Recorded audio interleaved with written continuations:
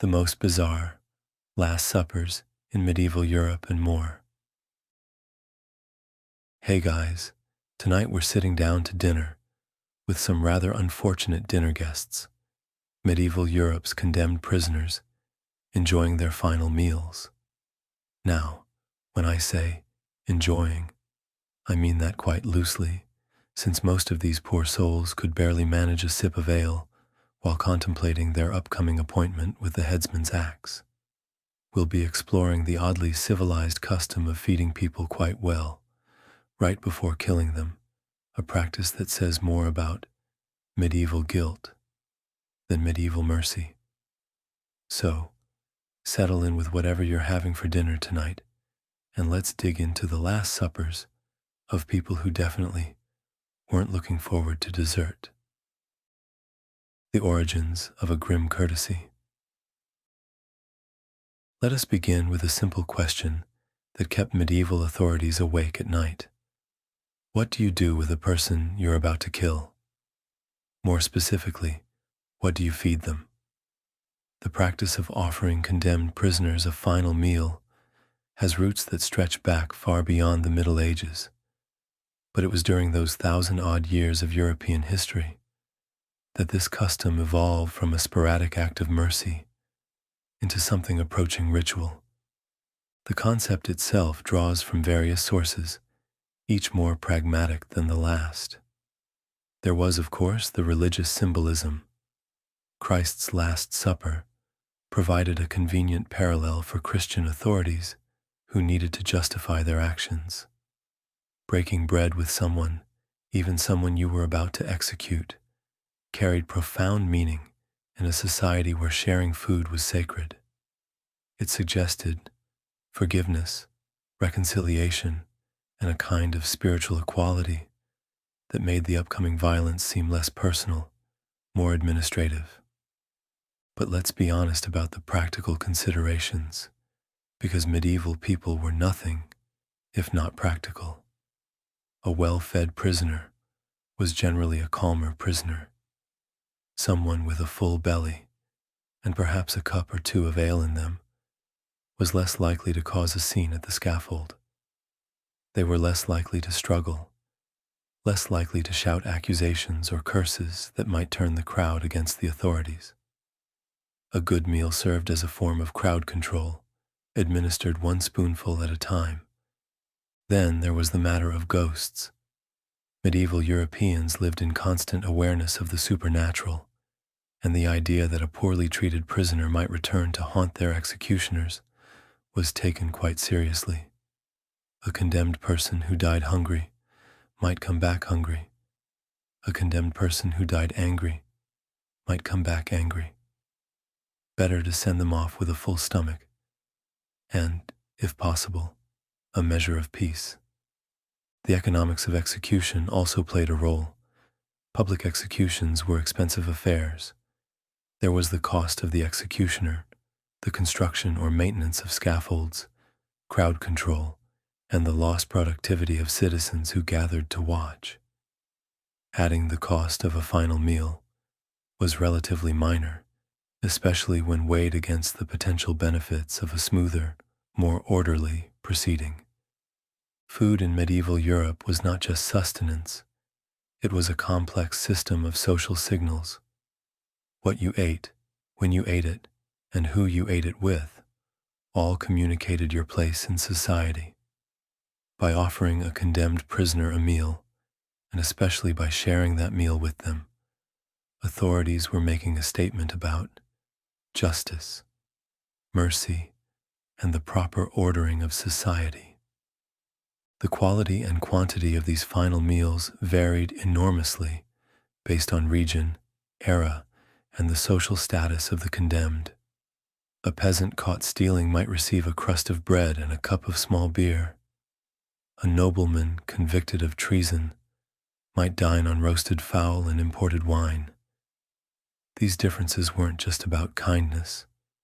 They reflected the rigid hierarchies that governed medieval life, hierarchies that persisted even unto death. Regional customs developed differently across Europe, influenced by local legal traditions religious practices, and economic conditions. In some areas, the final meal became an elaborate public ceremony. In others, it remained a private act of charity, administered in the prison cell. Some regions developed specific rituals around the sharing of food between the executioner and the condemned. Others focused on the spiritual aspects, treating the meal as a form of communion. The documentation of these practices is frustratingly sparse in the early medieval period.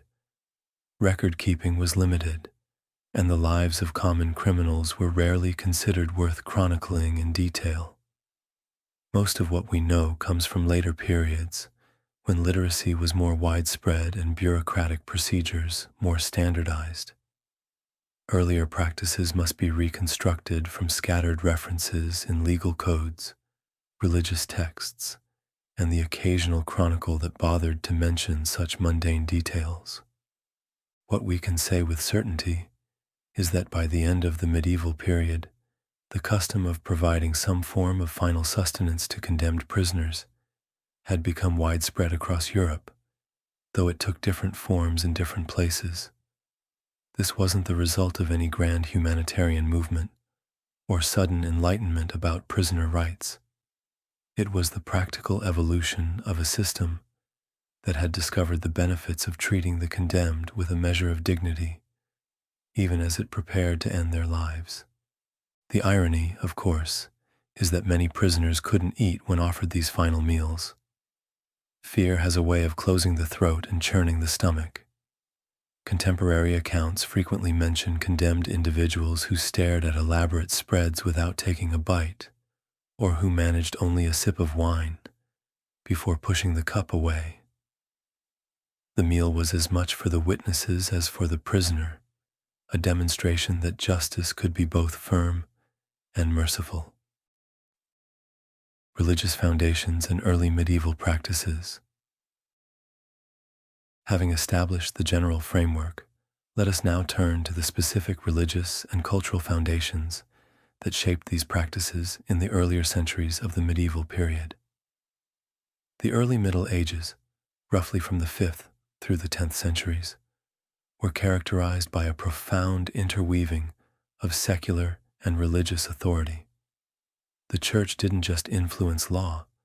In many cases, it was the law. This religious dominance shaped every aspect of how condemned prisoners were treated in their final hours. The primary concern wasn't the comfort of the body, but the salvation of the soul. Medieval Christianity taught that the moments before death were crucial for determining one's eternal fate. A person who died unrepentant faced damnation.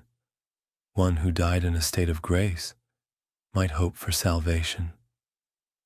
This belief system naturally led to practices focused on spiritual rather than physical nourishment.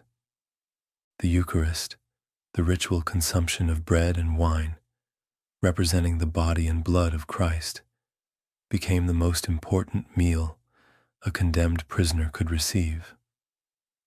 This wasn't just symbolic. Medieval Christians believed the consecrated elements were literally transformed into divine substance. For someone facing death, this was nourishment of the highest order, far more valuable than any earthly food. The process of administering last rites was elaborate and time-consuming.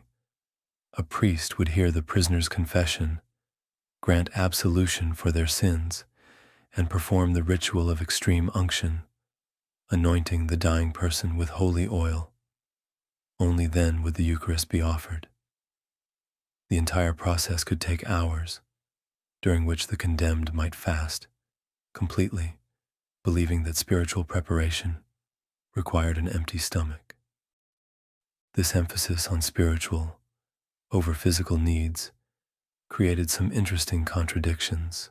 A prisoner might be denied a hearty meal on the grounds that worldly pleasures were inappropriate for someone preparing to meet their Maker, yet be offered the most sacred food in Christendom. The logic was impeccable from a medieval perspective. Why fill the belly when you could fill the soul? The practical administration of these religious rites varied considerably across different regions and periods. In areas under direct church control, such as the Papal States, the process was highly regulated and followed established liturgical procedures. In more remote regions, or during periods of political instability, local priests might improvise, adapting the rituals to circumstances and available resources. The role of the local clergy in executions was both spiritual and administrative. Priests served as intermediaries between the condemned and the divine, but they also functioned as a kind of quality control for the execution process. A priest's presence lent legitimacy to the proceedings and provided assurance that proper procedures were being followed. This religious framework also influenced who could receive these final sacraments. Excommunicated individuals were theoretically barred from receiving the Eucharist, though exceptions were sometimes made for those facing death. Heretics might be denied religious comfort entirely, or offered a chance to recant in exchange for spiritual ministry. Jews and other non-Christians were generally excluded from Christian rites, though local customs sometimes developed alternative practices.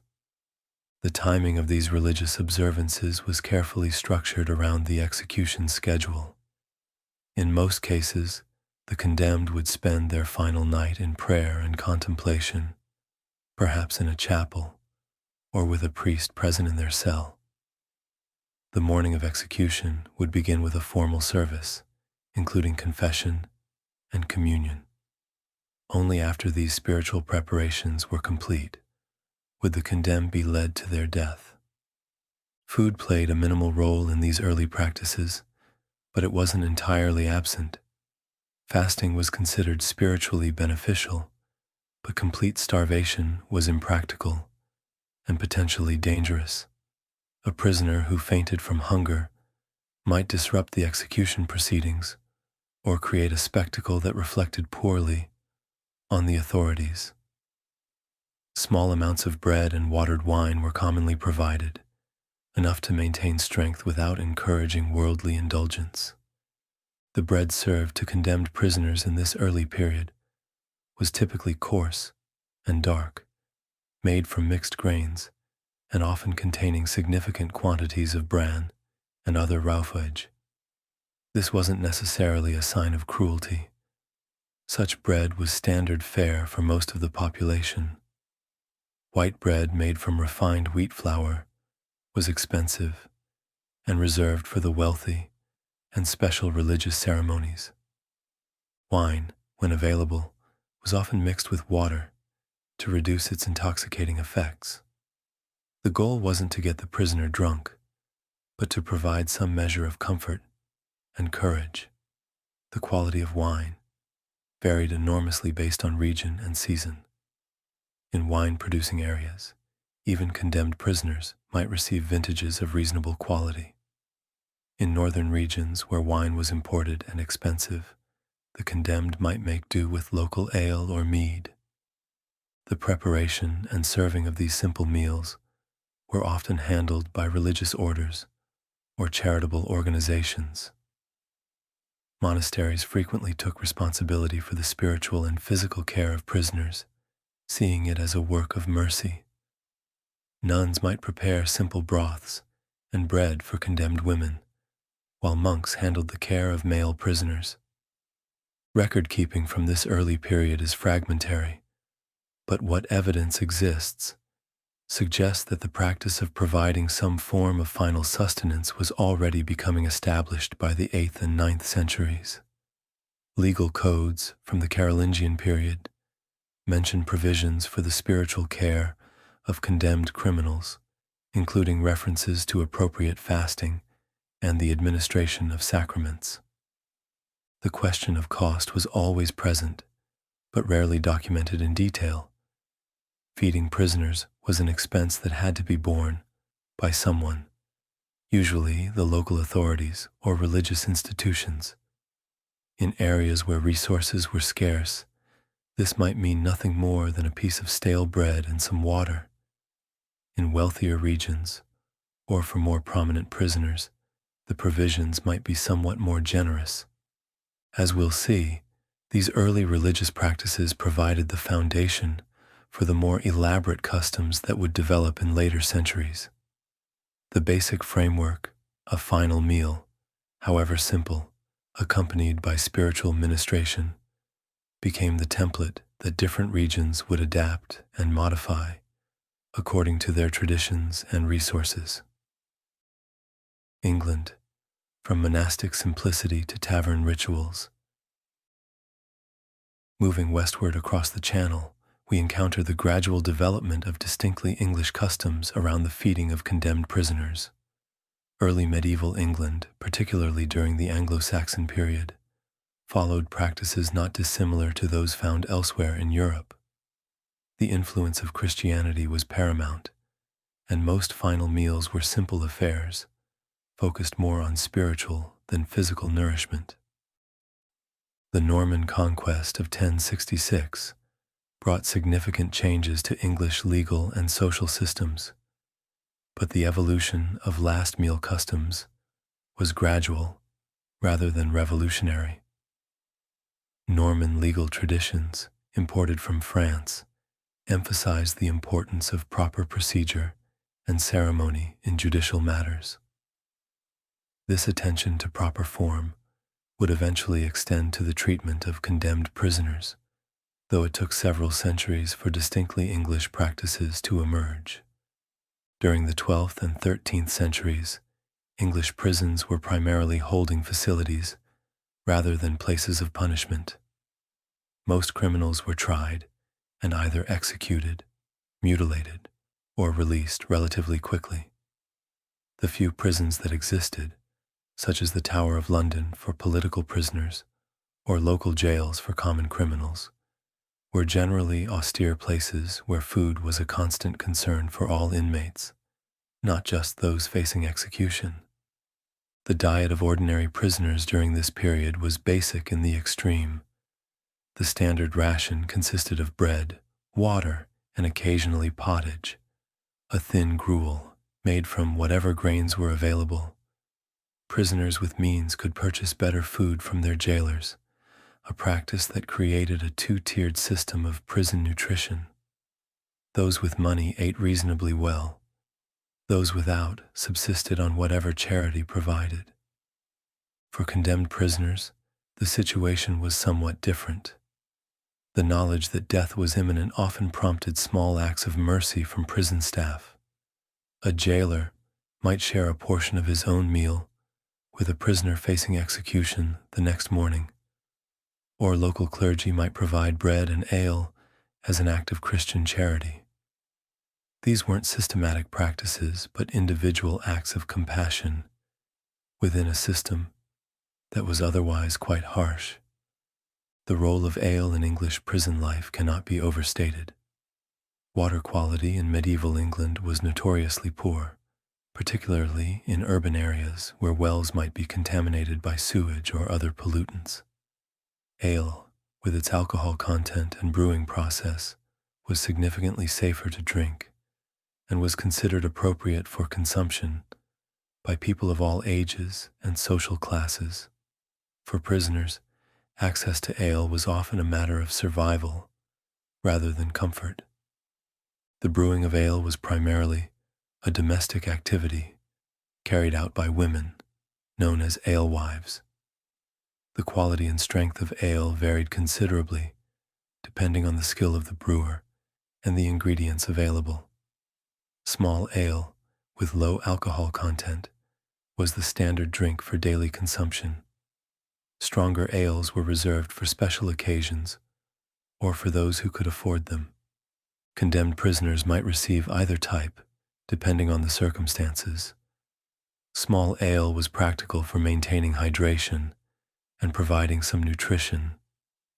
Stronger ale served the additional purpose of calming nerves and reducing anxiety. Contemporary accounts suggest that many prisoners welcomed the opportunity to face death with their courage, fortified by alcohol. The practice of stopping at a tavern en route to execution appears to have developed gradually over the 14th and 15th centuries.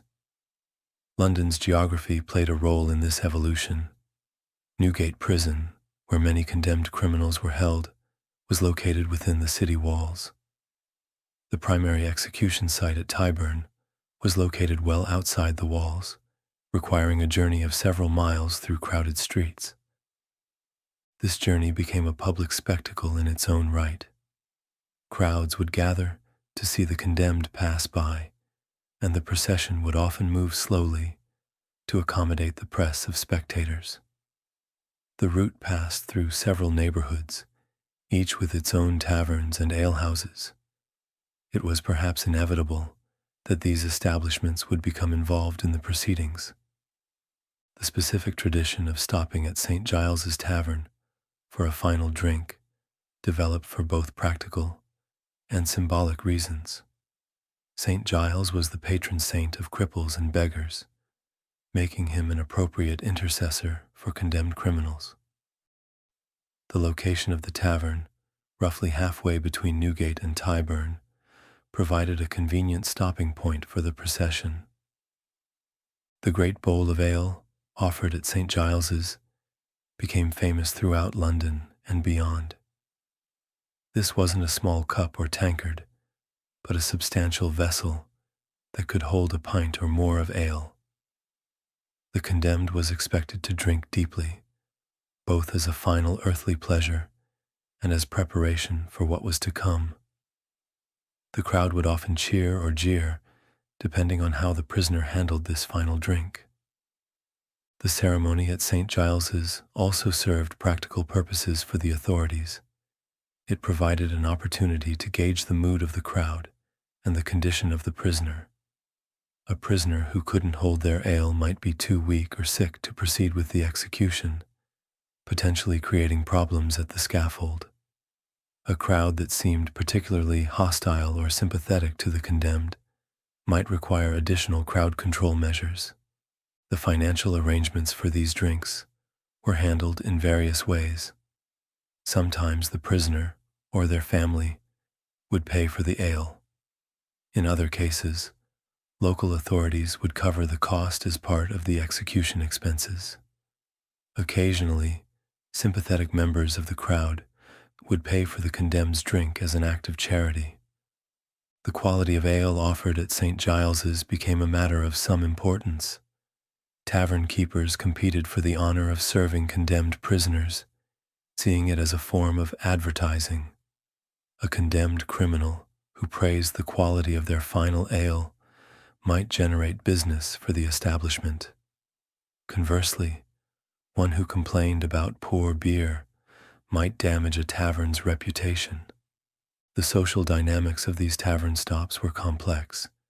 The condemned might find themselves drinking alongside the very officials who had prosecuted them, as well as the executioner who would shortly end their life. This forced intimacy created opportunities for final reconciliations, last-minute confessions, or dramatic confrontations. Contemporary accounts describe prisoners who used these moments to declare their innocence, make final pleas for mercy, or simply express their appreciation for one last taste of good English ale. The tradition also reflected broader English attitudes toward crime and punishment.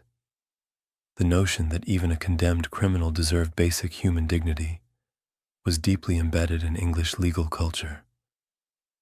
The offering of a final drink wasn't just an act of mercy, it was a demonstration that English justice was civilized and proportionate. Weather played a significant role in these proceedings. A journey from Newgate to Tyburn in winter cold or summer heat could be an ordeal in itself. The stop at St. Giles's provided relief from the elements and an opportunity for both prisoner and escort to recover their strength. On particularly harsh days, the ale might be heated with spices, creating a warming drink that helped combat the cold. The types of crime that led to execution at Tyburn varied considerably over the centuries. Highway robbery, murder, treason, and theft of goods worth more than a shilling all carried the death penalty.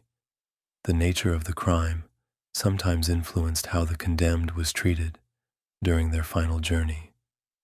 Those guilty of particularly heinous offenses might find the crowd less sympathetic and the tavern stop less comfortable. As English legal procedures became more formalized during the Tudor period, the customs around final meals and drinks began to stabilize into recognizable traditions. What had once been informal acts of charity became expected procedures that authorities felt obligated to provide. This evolution would continue into the early modern period, when the English approach to condemned prisoners' final meals became famous throughout Europe for its combination of ceremony and compassion. France, the sovereignty of the soul.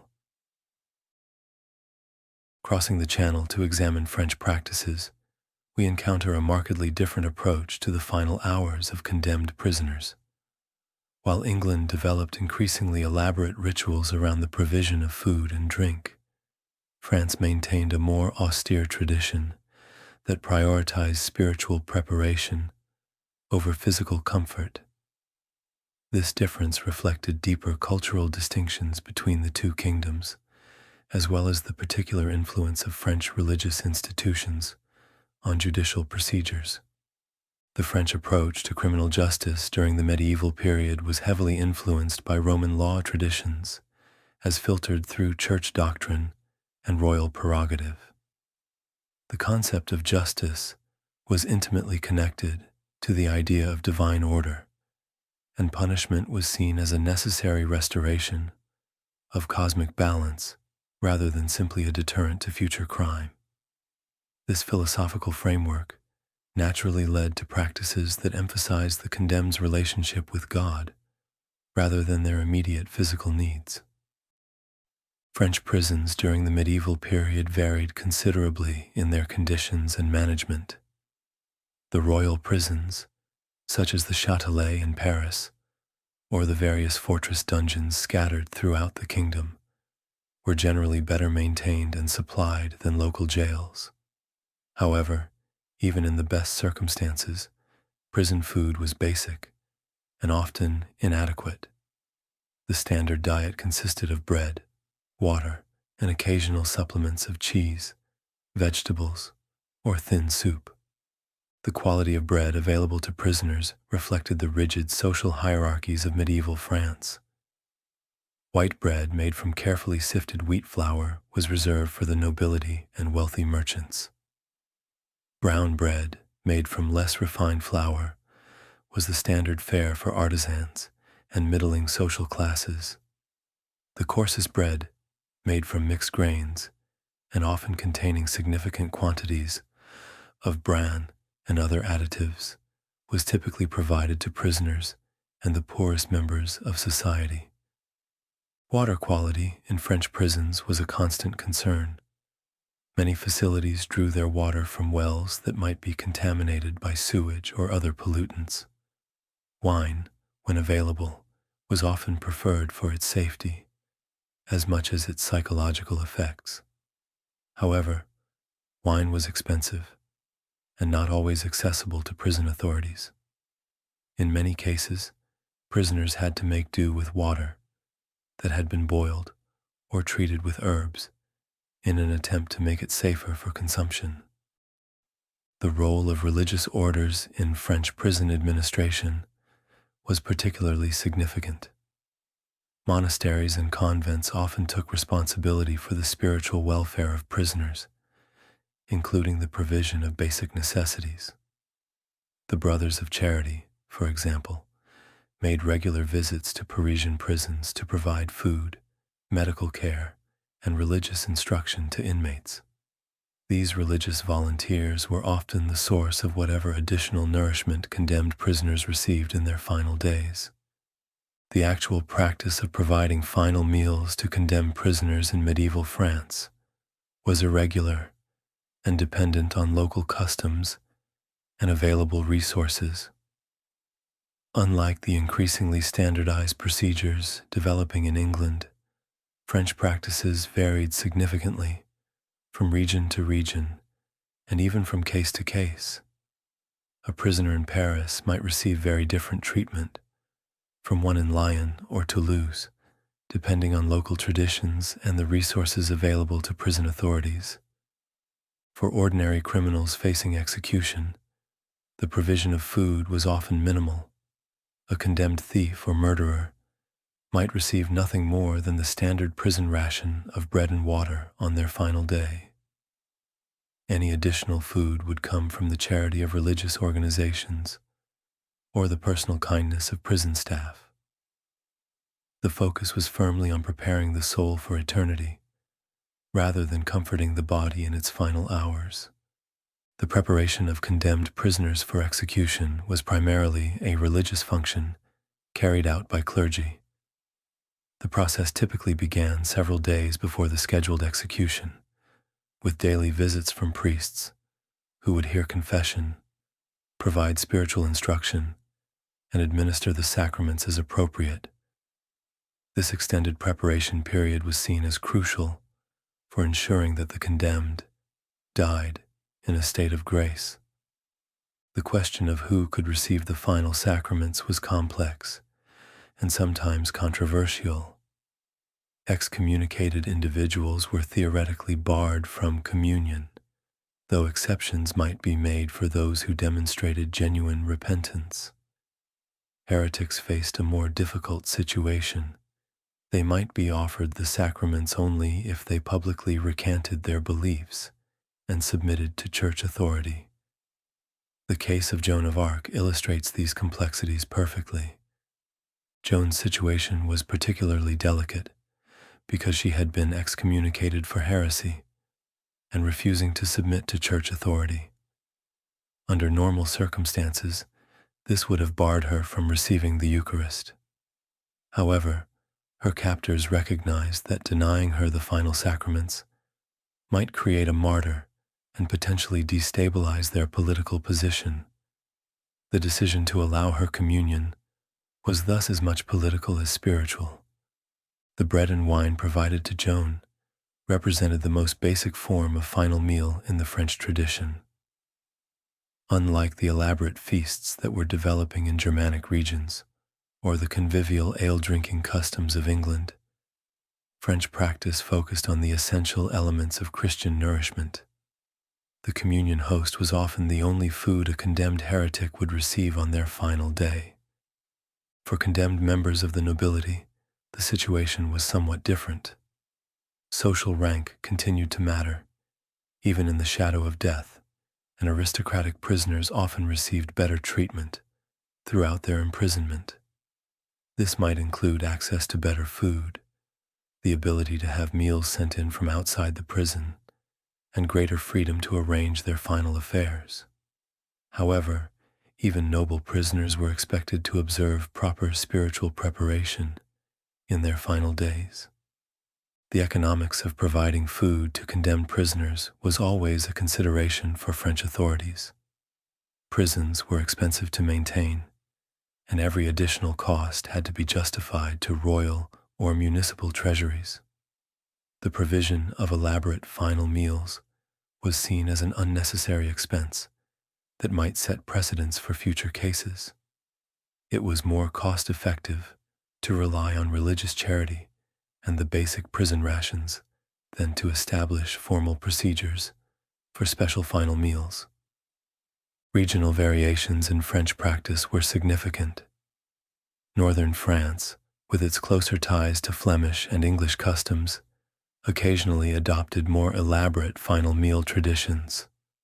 Southern France, with its strong Roman law traditions and different religious customs, maintained more austere practices. The wine-producing regions naturally had better access to quality alcoholic beverages, which might be provided to condemned prisoners as a form of spiritual and physical comfort. The influence of the University of Paris and other centers of learning on French judicial practices was considerable.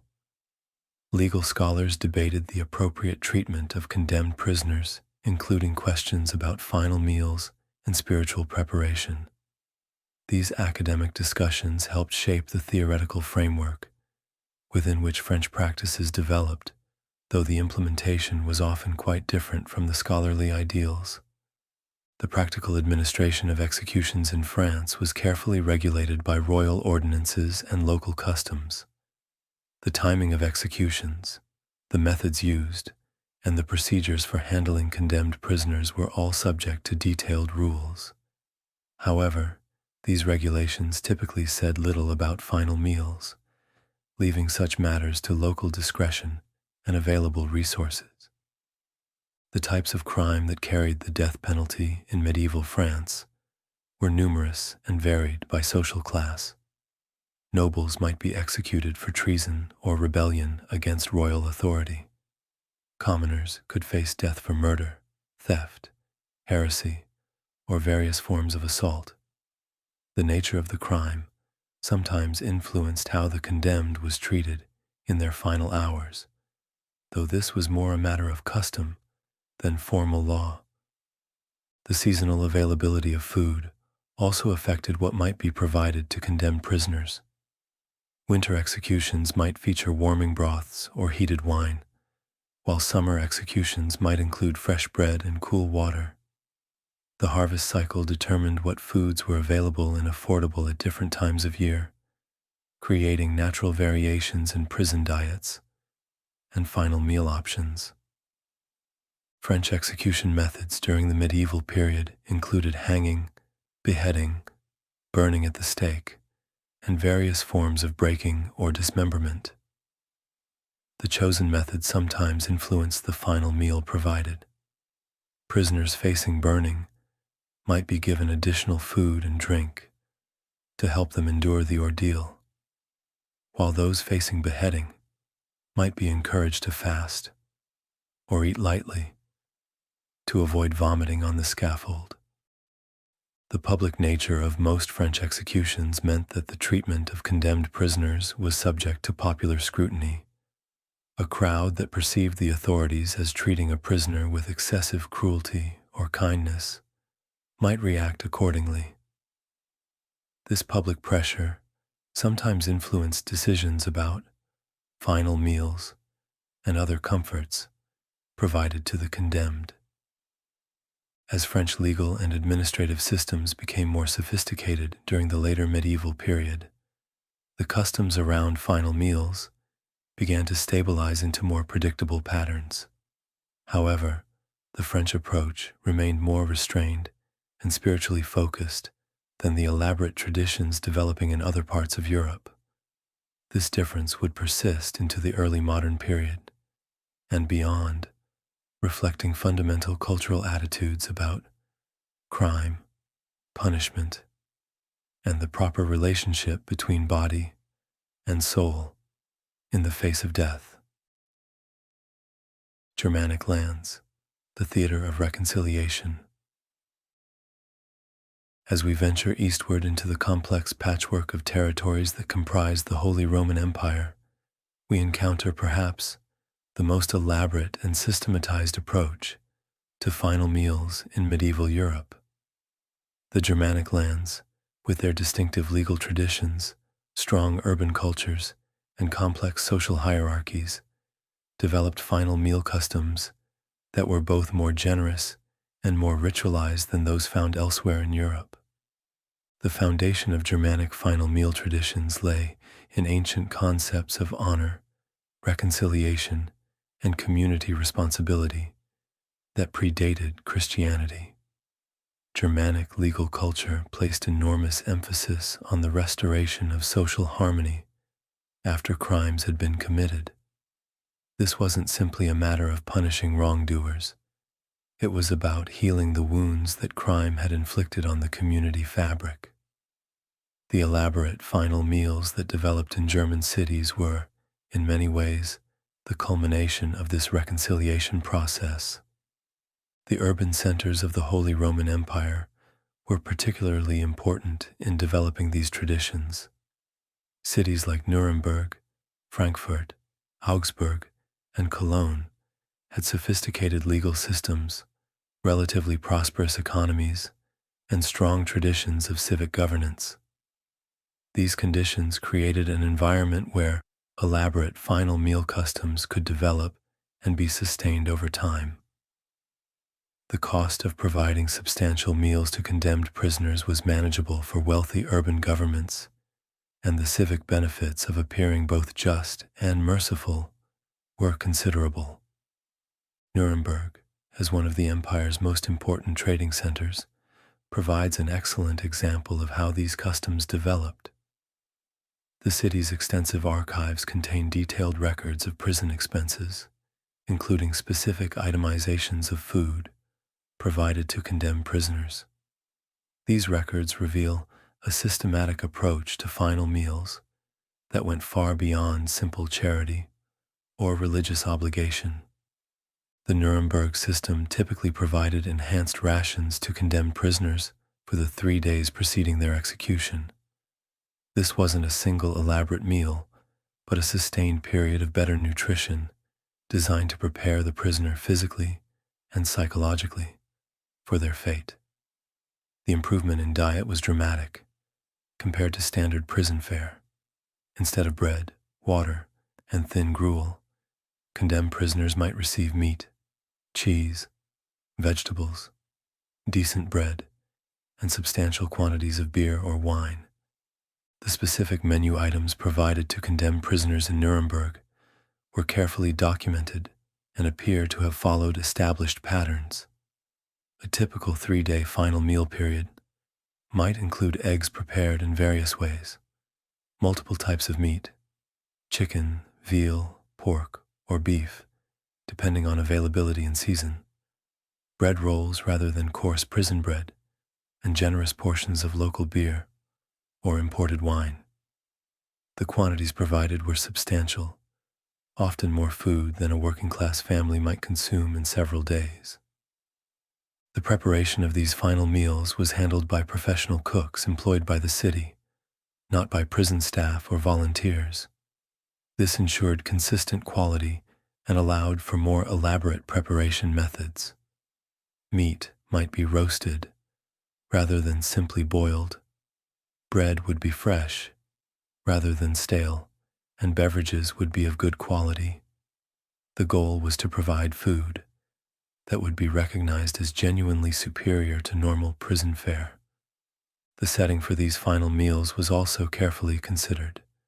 Many German prisons had special rooms designated for condemned prisoners during their final days.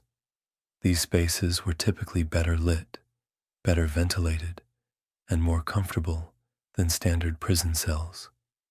The famous hangman's room in Nuremberg's dungeon, with its table, chair, and window, providing natural light, exemplifies this approach. The condemned would dine in surroundings that were almost pleasant, a stark contrast to the harsh conditions they had previously endured. The role of the executioner in these final meal rituals was uniquely Germanic. In other parts of Europe, executioners were generally figures of fear and revulsion, avoided by respectable society, and forced to live apart from normal communities. In the German lands, executioners occupied a different social position. While still somewhat marginalized, they were often respected craftsmen with hereditary positions and recognized expertise in their profession. The tradition of the executioner sharing a drink with the condemned, the famous St. John's blessing, was central to Germanic final meal customs. This ritual typically took place after the condemned had finished eating, often on the final evening before execution. The executioner would visit the prisoner's cell, often dressed in his finest clothes, and would formally request the prisoner's forgiveness for what he was about to do. The shared drink that followed this request was usually strong alcohol, schnapps, brandy, or fortified wine. The choice of St. John the Baptist as the patron of this ritual was theologically significant. John was himself executed by beheading on the orders of a ruler who had initially been reluctant to kill him, making him an appropriate intercessor for both executioners and condemned prisoners. The ritual drinking was seen as invoking St. John's blessing on both participants. The psychological purposes of this shared drink were multiple. For the condemned, it provided liquid courage for the ordeal ahead and a final moment of human connection before death. For the executioner, it offered a way to personalize what was otherwise an impersonal professional duty. By asking forgiveness and sharing a drink, the executioner transformed himself from an agent of vengeance into a fellow human being, carrying out a necessary but regrettable task. The practical benefits of these elaborate final meal customs were considerable. Well-fed prisoners were generally more cooperative and less likely to cause disruptions during their execution. The 3-day feeding period allowed prison authorities to monitor the condemned's physical and mental condition and to make adjustments if necessary. A prisoner who became ill or showed signs of complete mental breakdown might have their execution postponed or their treatment modified. The public relations value of these customs was also important. Germanic cities competed with each other for trade, prestige, and political influence. A reputation for conducting executions in a civilized and humane manner enhanced a city's standing and demonstrated its commitment to proper governance. Foreign merchants and diplomats who witnessed or heard about these customs would carry news of German justice and mercy to other parts of Europe. The seasonal variations in Germanic final meals reflected both agricultural cycles and cultural preferences. Winter executions might feature hearty stews, roasted meats, and warming spiced wine. Summer executions could include fresh vegetables, lighter meats, and cooler beverages. The availability of different foods throughout the year created natural variations in final meal menus, though the basic principle of providing superior nutrition remained constant. The question of cost was always present, but appears to have been readily accepted by German civic authorities. The expense of providing elaborate final meals was substantial, sometimes equivalent to several days' wages for a skilled craftsman. However, these costs were seen as necessary expenses of proper governance, similar to the costs of maintaining courts, jails, and execution facilities. The social dynamics of Germanic final meals were complex and carefully managed. The presence of city officials, clergy, and sometimes even family members created opportunities for final reconciliations and last-minute interventions. These meals weren't simply feeding rituals, they were social events that allowed the condemned to make peace with their fate and their community. The documentation of specific cases, such as that of Susanna Margaretha Brandt in Frankfurt, reveals both the elaborateness of these customs and their occasional failures. Brandt's final feast, attended by the officials who had condemned her, represented the pinnacle of Germanic final meal traditions. The enormous quantities of food provided, enough to feed a large family for several days, demonstrated the city's commitment to treating condemned prisoners with dignity and respect. The fact that Brandt could barely eat despite this lavish provision illustrates the psychological challenges that no amount of good food could overcome. Fear, despair, and anticipation of death frequently overwhelmed condemned prisoners' ability to appreciate even the finest meals. The food was as much for the witnesses as for the condemned, a demonstration that Germanic justice was both firm and humane. The methods of execution commonly used in Germanic lands influenced these final meal customs. Beheading by sword, considered an honorable death, was often preceded by the most elaborate meals. Hanging, seen as less honorable but still acceptable for common criminals, might involve somewhat simpler final provisions. More extreme punishments, such as breaking on the wheel or burning at the stake, created different challenges for final meal planning. The guild system that dominated Germanic urban life extended to the provision of final meals. Bakers, brewers, butchers, and other food craftsmen took pride in their contributions to these final feasts. The quality of their products would be judged not only by the condemned, but by the officials and witnesses present. This created incentives for providing the best possible food and drink. Religious considerations remained important in Germanic final meal customs, though they were integrated into, rather than opposed to, the elaborate feeding rituals. Clergy would be present to provide spiritual counsel and to ensure that the condemned's final preparations included proper attention to their souls as well as their bodies. The combination of spiritual and physical nourishment was seen as providing the best possible preparation for death.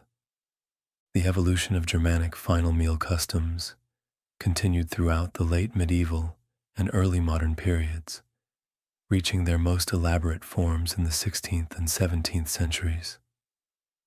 By that time, what had begun as simple acts of mercy had developed into complex ceremonial procedures that could last for days and involve dozens of participants. These customs would eventually influence practices in other parts of Europe and provide models for final meal traditions that would persist into the modern era. Italian states, piety and restraint. Moving southwards to the Italian peninsula, we encounter a markedly different approach to the final hours of condemned prisoners. The Italian states, despite their political fragmentation, shared certain cultural and religious characteristics that shaped their treatment of those facing execution. The overwhelming influence of the Catholic Church, the legacy of Roman legal traditions, and the particular Italian understanding of honor and dignity combined to create final meal customs that were more restrained than those developing in Germanic lands, but more spiritually focused than English practices. The Italian approach to condemned prisoners was fundamentally shaped by the concept of bella mort, the beautiful death. This wasn't merely about dying bravely or stoically. It encompassed a complex set of behaviors and preparations that demonstrated the condemned's readiness to meet their maker. A beautiful death required proper spiritual preparation, acceptance of one's fate, and a demonstration of continued faith, despite the circumstances. These requirements naturally prioritized spiritual over physical nourishment. The political fragmentation of medieval Italy created enormous variations in local customs and legal procedures. The northern city-states, like Venice, Genoa, and Florence, developed sophisticated legal systems influenced by Roman law and commercial necessity.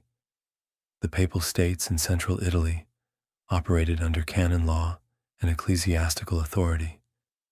The southern kingdoms of Naples and Sicily combined Norman, Germanic, and Islamic legal traditions. Despite these differences, certain common patterns emerged in the treatment of condemned prisoners. Prison conditions throughout medieval Italy were generally harsh, reflecting both limited resources and contemporary attitudes toward criminal punishment.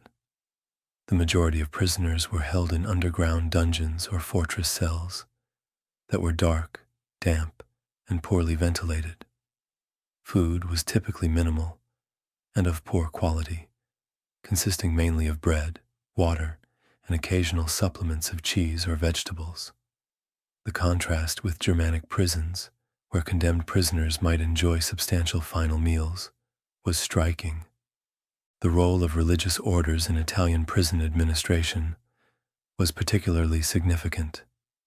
Monasteries and convents often provided whatever charitable support was available to prisoners, including food, medical care, and spiritual guidance.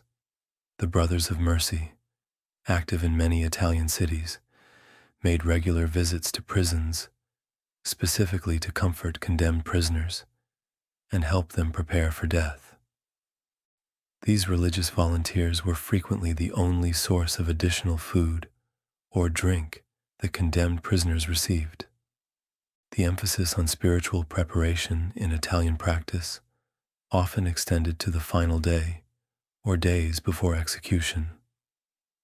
Condemned prisoners were typically moved to a chapel or a cell with access to religious services where they would spend their time in prayer, confession, and contemplation. The physical environment of these final preparations was deliberately austere, reflecting the belief that worldly comforts were inappropriate for someone preparing to face divine judgment. The provision of food during this final spiritual preparation period was carefully regulated to support rather than distract from religious observance. Fasting was often encouraged or required, based on the belief that an empty stomach aided spiritual concentration and demonstrated proper penitence. When food was provided, it was typically simple and symbolic: bread and water, perhaps with a small amount of wine for communion purposes. The quality of bread available to condemned prisoners reflected both economic constraints and religious symbolism.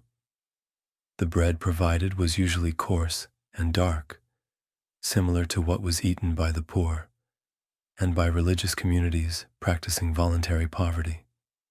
White bread, made from refined flour, was expensive and considered inappropriate for penitential purposes.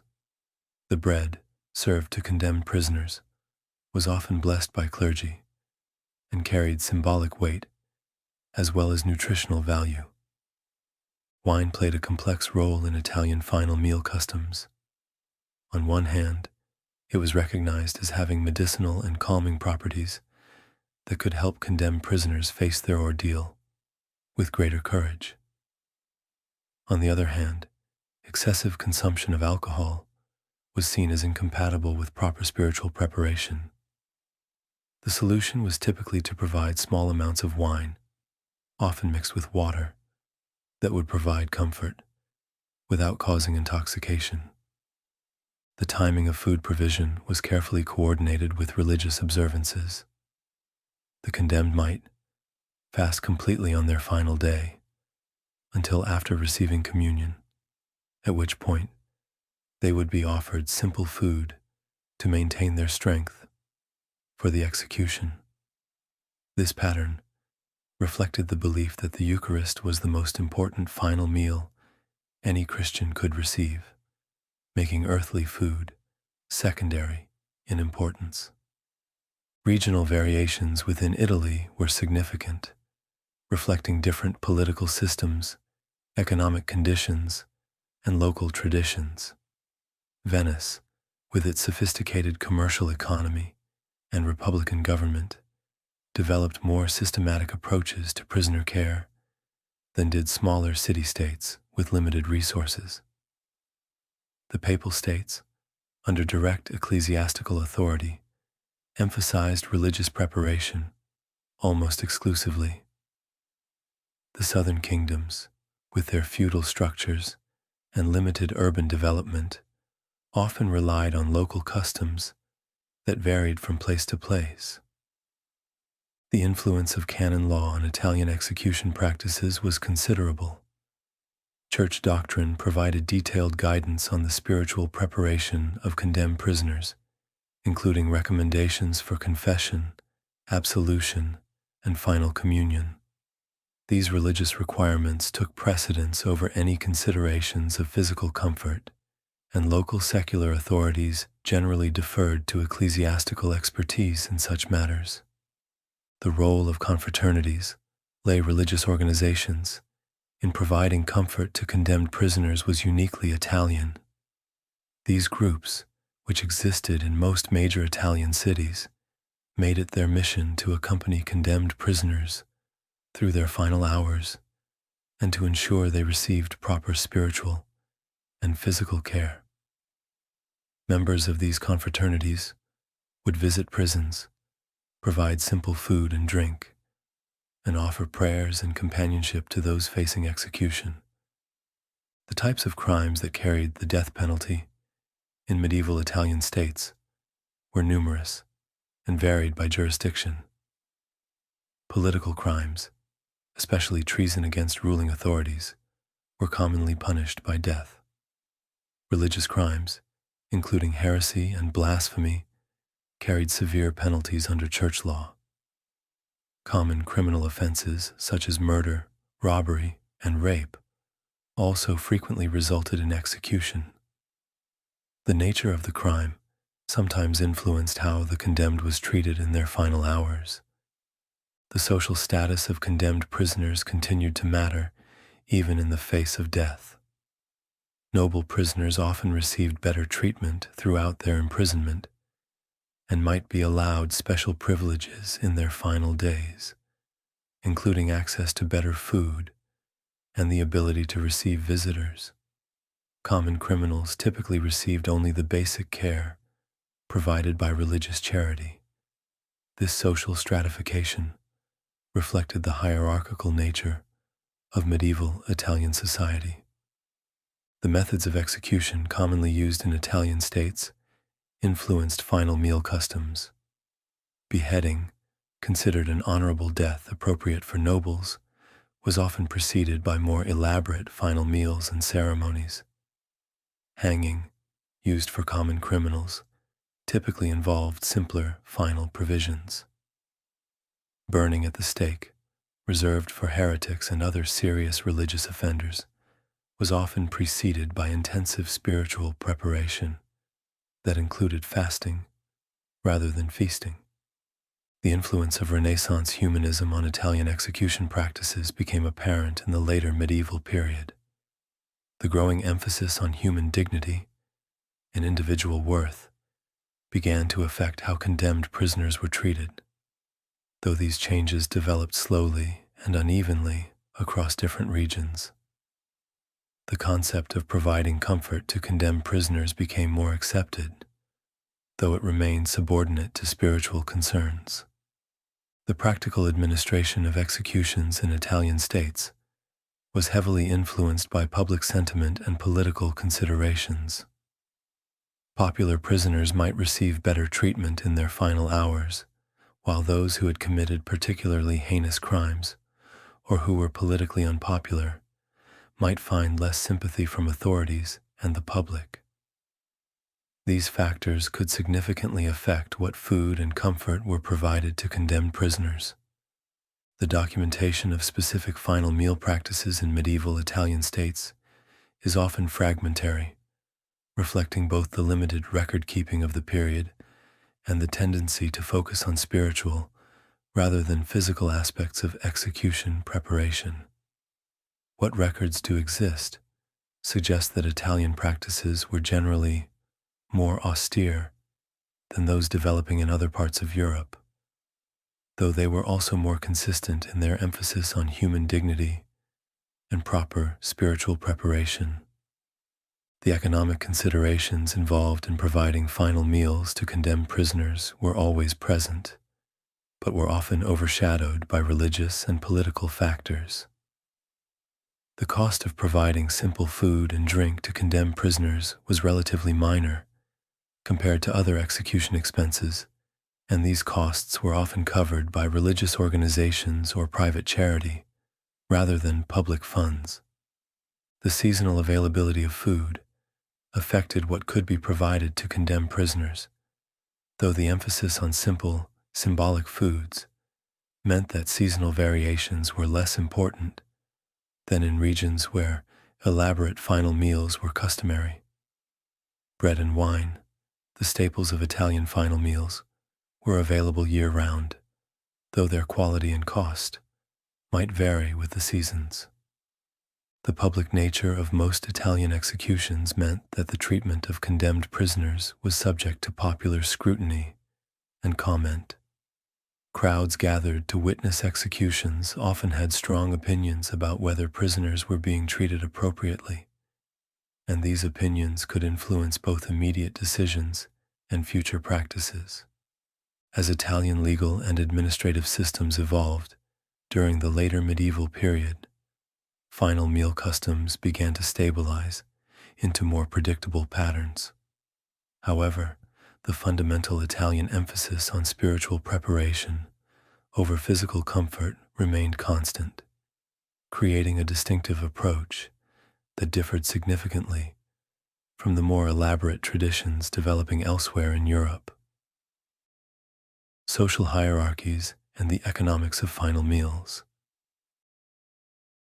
Having surveyed the regional variations in final meal customs across medieval Europe, we must now examine how these practices reflected and reinforced the complex social hierarchies that dominated medieval life. The question of what a condemned prisoner ate in their final hours was never simply about nutrition or mercy. It was a reflection of their place in society, the nature of their crime, and the economic realities of medieval prison administration. The medieval social order was rigidly stratified, with clearly defined roles and expectations for different classes of people. These distinctions did not disappear at the prison gate or the scaffold. If anything, they became more pronounced in the heightened atmosphere surrounding executions. A condemned nobleman could expect treatment vastly different from that accorded to a peasant thief, and these differences extended to every aspect of their final meal experience. Nobility facing execution often retained many of their privileges even in their final hours. Aristocratic prisoners might be confined in relative comfort, with access to their own servants, private quarters, and the ability to have meals prepared according to their preferences. When the Duke of Buckingham was executed for treason in 1521, he spent his final night dining on courses of his own choosing, served on silver plate in his Tower of London apartments.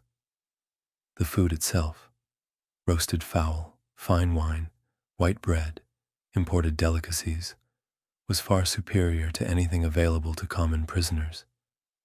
The ability to pay for better treatment was crucial in determining the quality of final meals. Medieval prisons operated on what we might recognize today as a fee-for-service basis.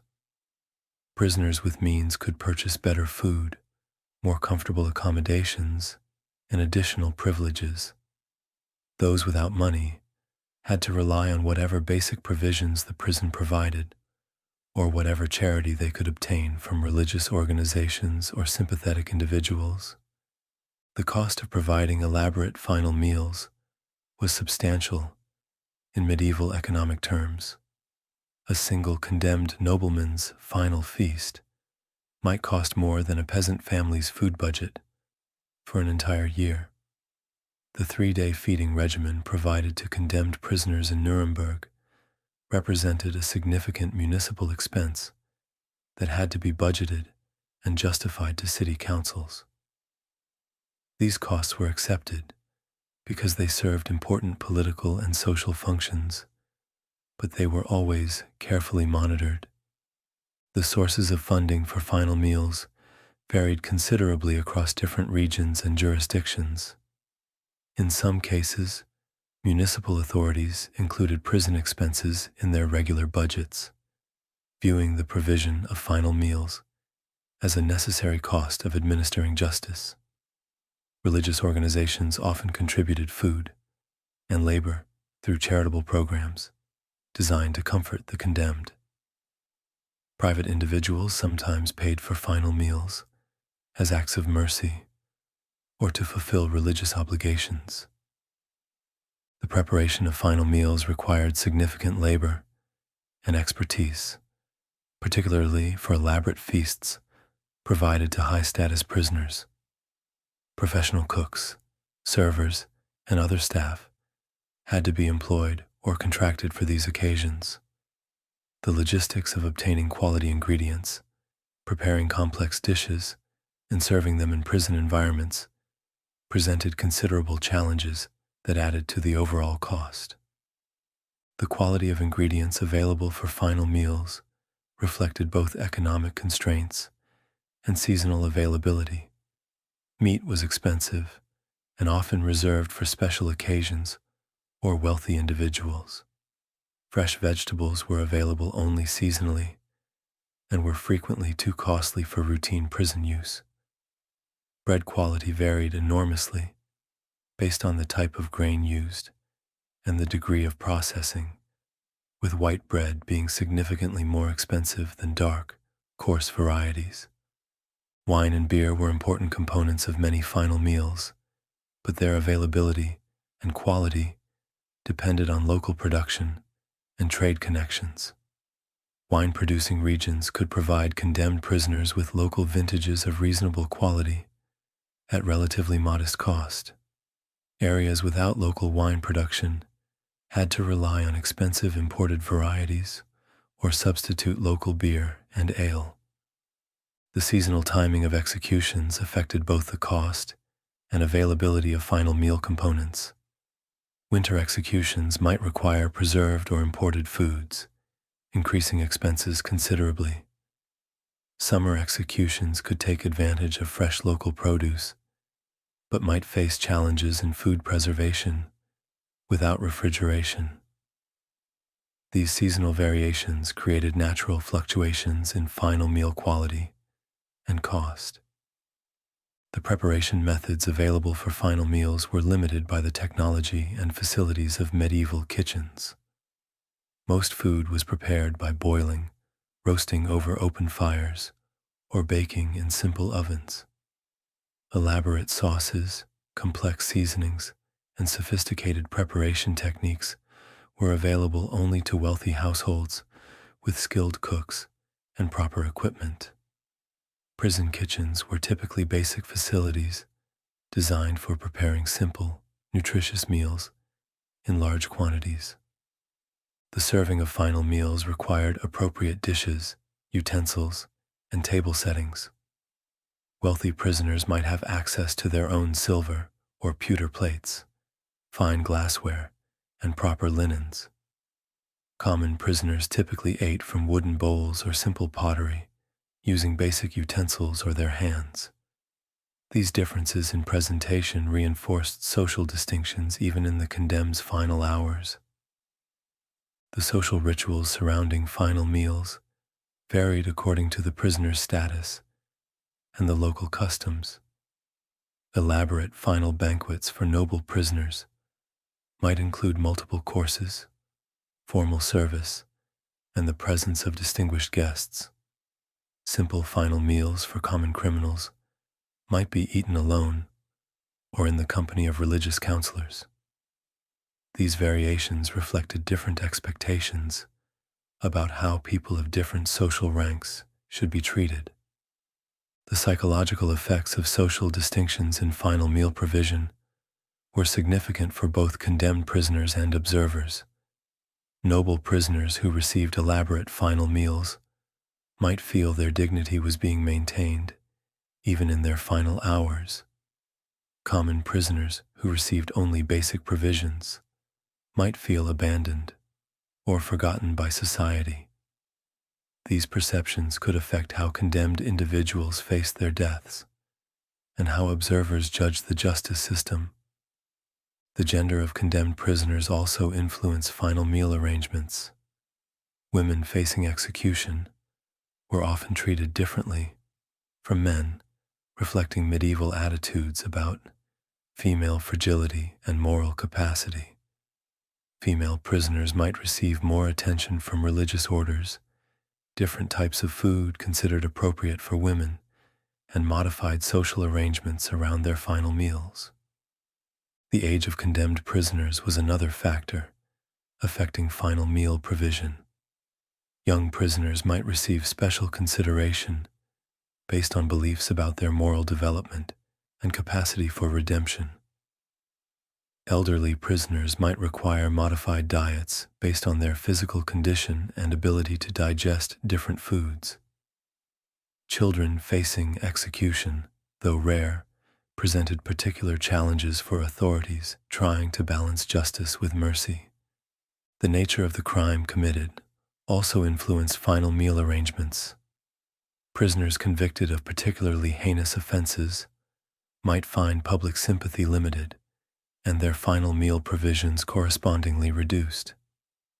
Those convicted of crimes that generated public support or sympathy might receive better treatment.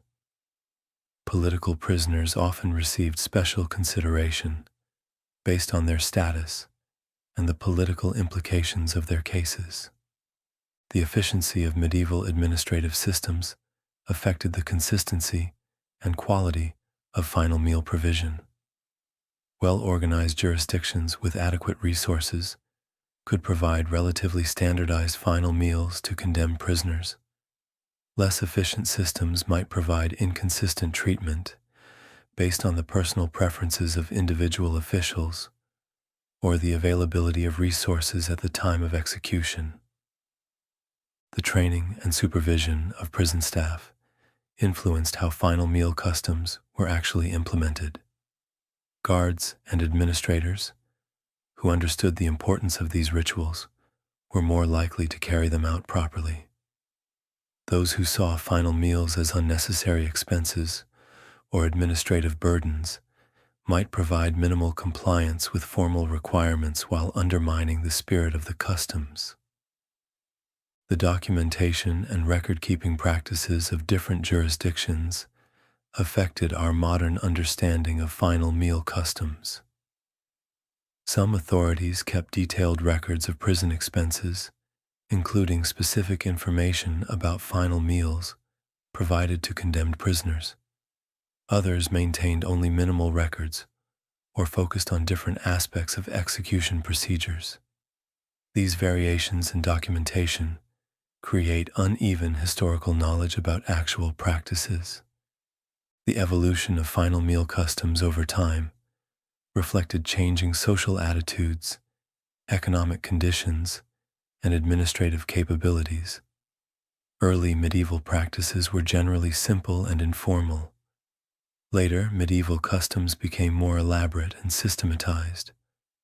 The transition between these periods involved gradual changes in expectations, resources, and procedures that varied considerably across different regions and jurisdictions.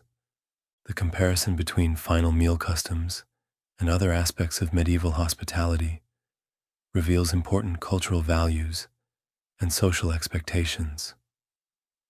The obligation to feed guests, even unwelcome ones, was deeply embedded in medieval culture. The extension of hospitality to condemned prisoners represented an extreme application of these values, demonstrating the strength of cultural norms about proper treatment of others. The relationship between final meal customs and broader criminal justice reforms shows how these practices evolved as part of larger changes in legal and social systems. Improvements in final meal provision often accompanied other reforms designed to make executions more humane and orderly. These changes reflected growing concerns about the proper limits of government power and the rights of individuals facing punishment. Methods of execution and their influence on final meals. The relationship between execution methods and final meal customs in medieval Europe reveals much about contemporary attitudes toward both punishment and mercy. Different methods of execution created different practical and psychological challenges that influenced what food and drink were provided to condemned prisoners. Understanding these connections helps illuminate the complex calculus of compassion and efficiency that governed medieval execution practices. Beheading, whether by sword or axe, was generally considered the most honorable form of execution and was typically reserved for nobility or those convicted of political crimes. The speed and relative cleanliness of a well-executed beheading made it the preferred method for high-status prisoners. and this preference extended to the final meal arrangements that preceded such executions. Prisoners facing beheading were often provided with the most elaborate final meals, partly because their social status warranted such treatment, and partly because the quick nature of their execution made dietary concerns less problematic.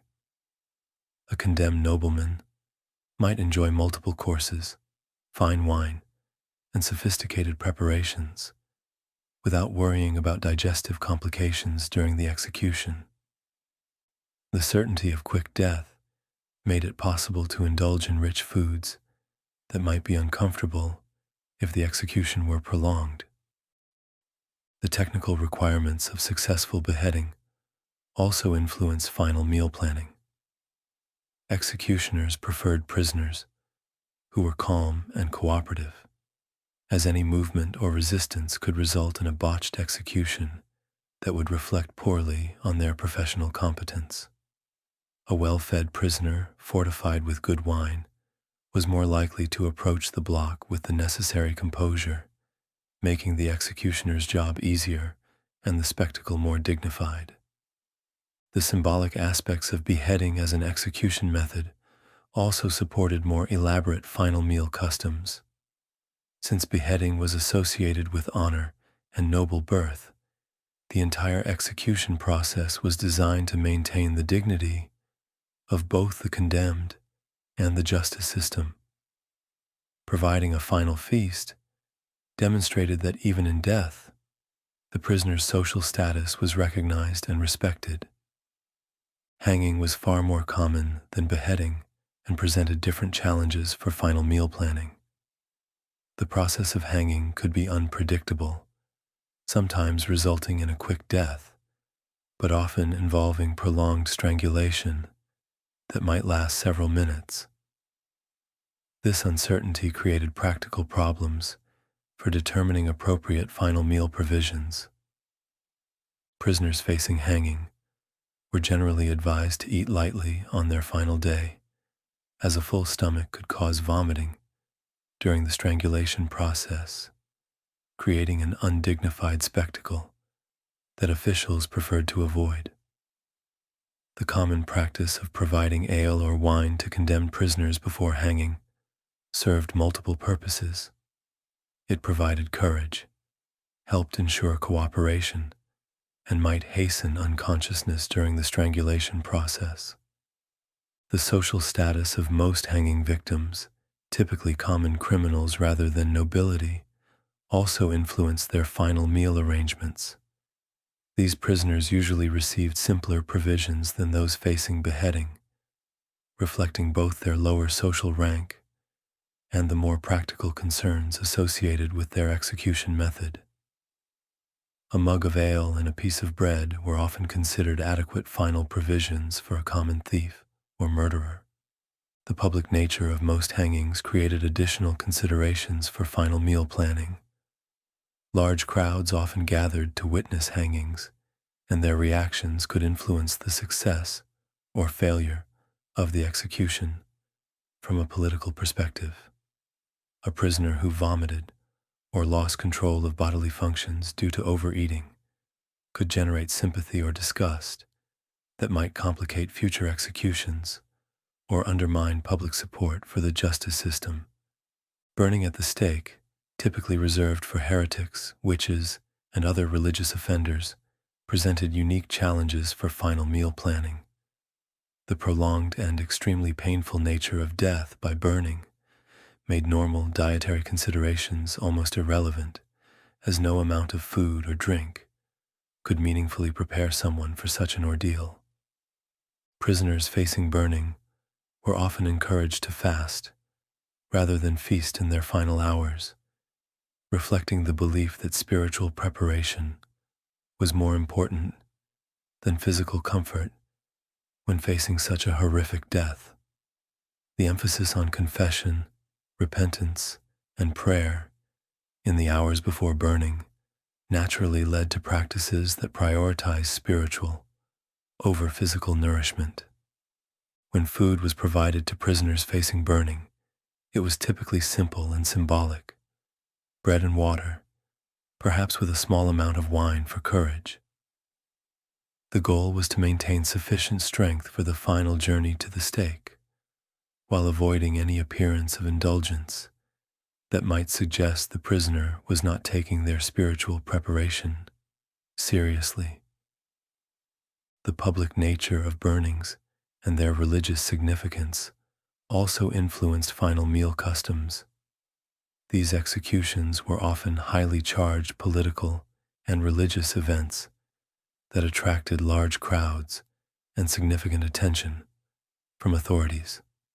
The treatment of condemned prisoners in their final hours was scrutinized for its theological and political implications, making elaborate final meals inappropriate or even counterproductive. Breaking on the wheel, used for particularly serious crimes, involved a prolonged and extremely painful execution process that could last for hours. This method presented perhaps the greatest challenges for final meal planning, as prisoners had to be prepared for an ordeal that was both lengthy and extraordinarily painful.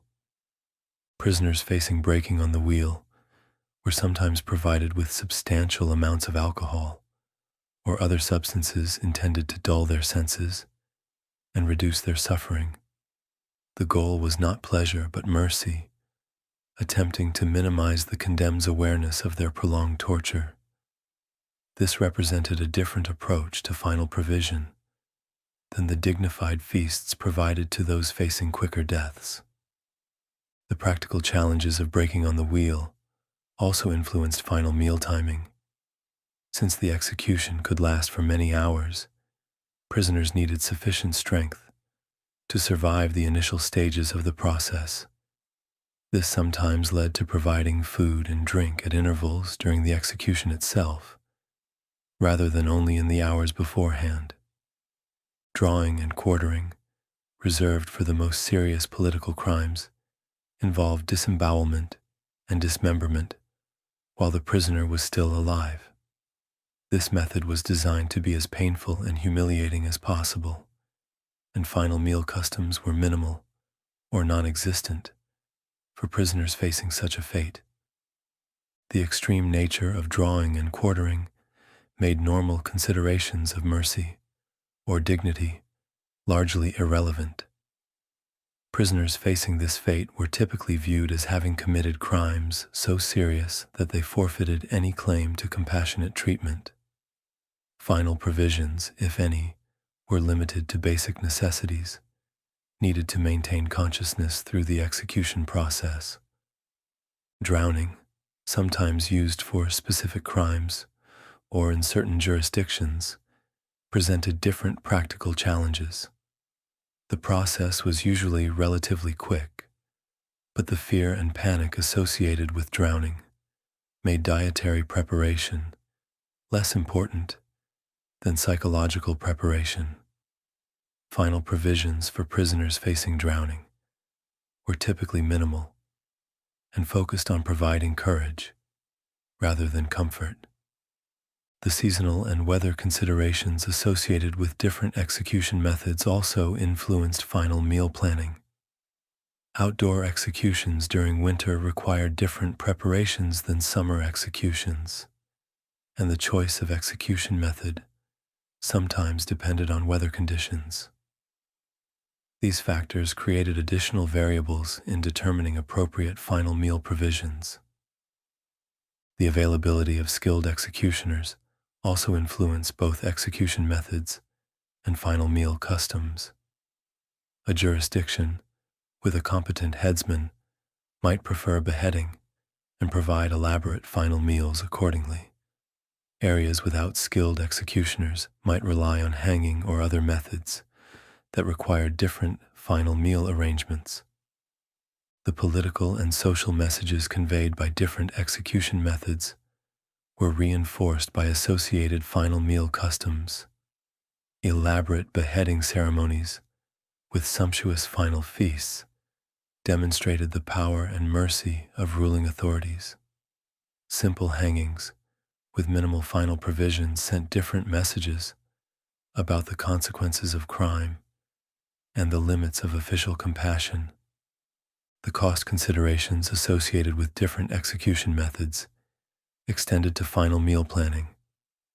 Elaborate executions required more resources overall, making expensive final meals a relatively small additional cost. Simple executions operated under tighter budget constraints that naturally limited final meal options. The training and expertise required for different execution methods also affected final meal planning. Executioners who understood the technical requirements of their chosen method could provide better guidance about appropriate final meal arrangements.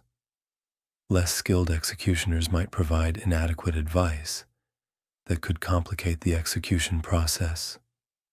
The religious and cultural significance of different execution methods influence final meal customs through their association with different theological and moral frameworks. Methods associated with honor and dignity naturally supported more elaborate final meal customs, while methods associated with shame and punishment led to more austere practices. The evolution of execution methods over time was accompanied by corresponding changes in final meal customs. As certain methods became more or less common, the associated final meal practices evolved accordingly. This evolution reflected changing attitudes toward punishment, mercy, and the proper limits of government power. The regional variations in preferred execution methods created corresponding variations in final meal customs. Areas that favored beheading developed more elaborate final meal traditions, while regions that relied primarily on hanging maintained simpler practices.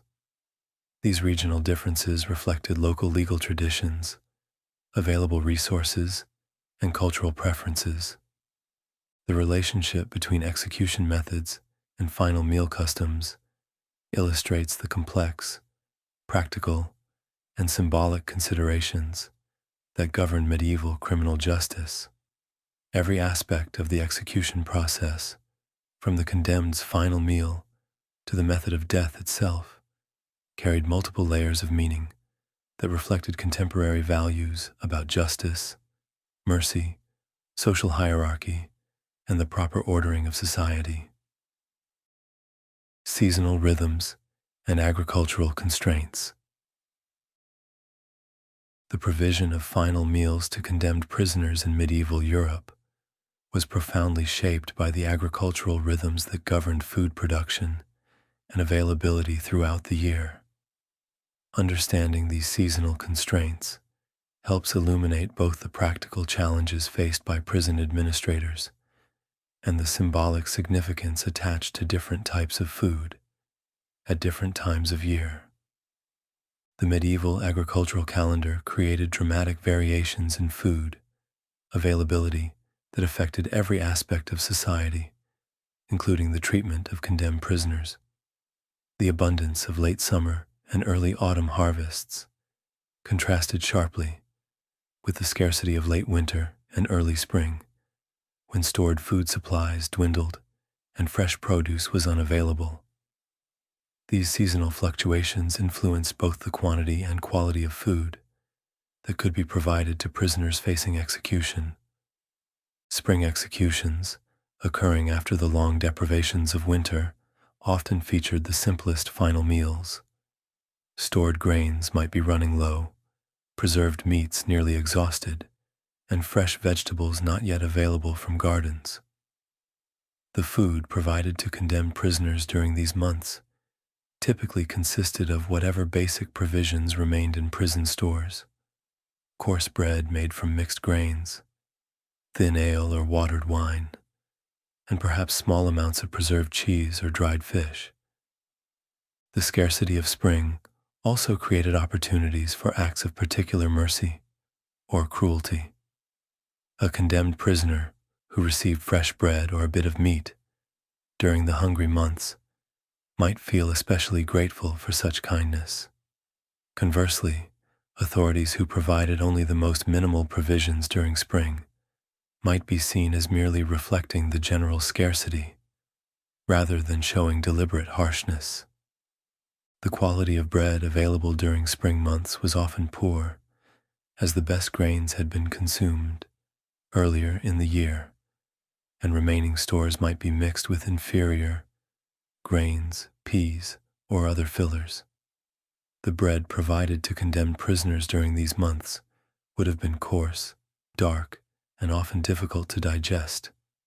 However, even poor bread was preferable to no bread at all, and prisoners might express genuine gratitude for such basic sustenance. Water quality also varied seasonally, with spring often providing the cleanest and most abundant supplies, as winter ice melted and refilled wells and cisterns. This seasonal improvement in water availability might be one of the few advantages of spring executions, though the benefit was often offset by the general scarcity of other foods. Summer executions presented different challenges and opportunities. The growing season provided fresh vegetables and herbs that could improve prison diets, though these improvements were often modest. Gardens might provide onions, cabbage, turnips, and other hardy vegetables that could supplement the basic bread and porridge that formed the foundation of prison nutrition. The heat of summer created preservation challenges that affected final meal planning. Meat spoiled quickly in warm weather, making it expensive and potentially dangerous to provide to prisoners. Fresh dairy products were also problematic during hot weather, limiting the options available for final meal preparation. These constraints often led to summer final meals that emphasized preserved foods, fresh vegetables, and cooling drinks. The availability of fresh ale during summer months was generally good, as the brewing season was active and supplies were relatively fresh. However, the quality of ale could deteriorate quickly in hot weather, requiring careful attention to storage and timing. Condemned prisoners might receive ale that was fresher and of better quality during summer months, though the risk of spoilage was always present. The longer daylight hours of summer also affected execution schedules and final meal timing. Executions typically occurred during daylight hours for practical and symbolic reasons, and the extended summer days provided more flexibility in scheduling both final meals and execution proceedings. This additional time might allow for more elaborate final meal preparations or extended spiritual counseling. Autumn executions occurred during the season of greatest food abundance, when harvest festivals celebrated the year's agricultural success. This timing often allowed for the most generous final meals, as fresh grains, fruits, vegetables, and newly slaughtered animals provided a wide range of options for prison administrators seeking to provide substantial final meals to condemned prisoners. The harvest season also brought new beer and wine, as fresh grains and grapes were processed into alcoholic beverages. Condemned prisoners executed during autumn months might receive better quality drink than those executed at other times of year, reflecting both the availability of fresh supplies and the general spirit of abundance associated with harvest time. The symbolic significance of autumn executions was complex, as the season associated with gathering and preservation might seem inappropriate for ending lives. However, the practical advantages of food abundance often outweighed symbolic considerations, and many jurisdictions preferred to schedule executions during months when providing adequate final meals was less expensive and challenging. The preservation activities of autumn also influenced final meal planning, as communities prepared for winter by smoking meats, pickling vegetables, and brewing large quantities of ale and wine. Prison administrators might take advantage of these activities to improve their stores of preserved foods that would be available for winter executions. Winter executions presented the greatest challenges for final meal provision. The cold weather made heating and food preparation more difficult and expensive, while the general scarcity of fresh foods limited available options. Final meals during winter months typically consisted of preserved foods, stored grains, and whatever heating drinks could be prepared to provide warmth and comfort to condemned prisoners.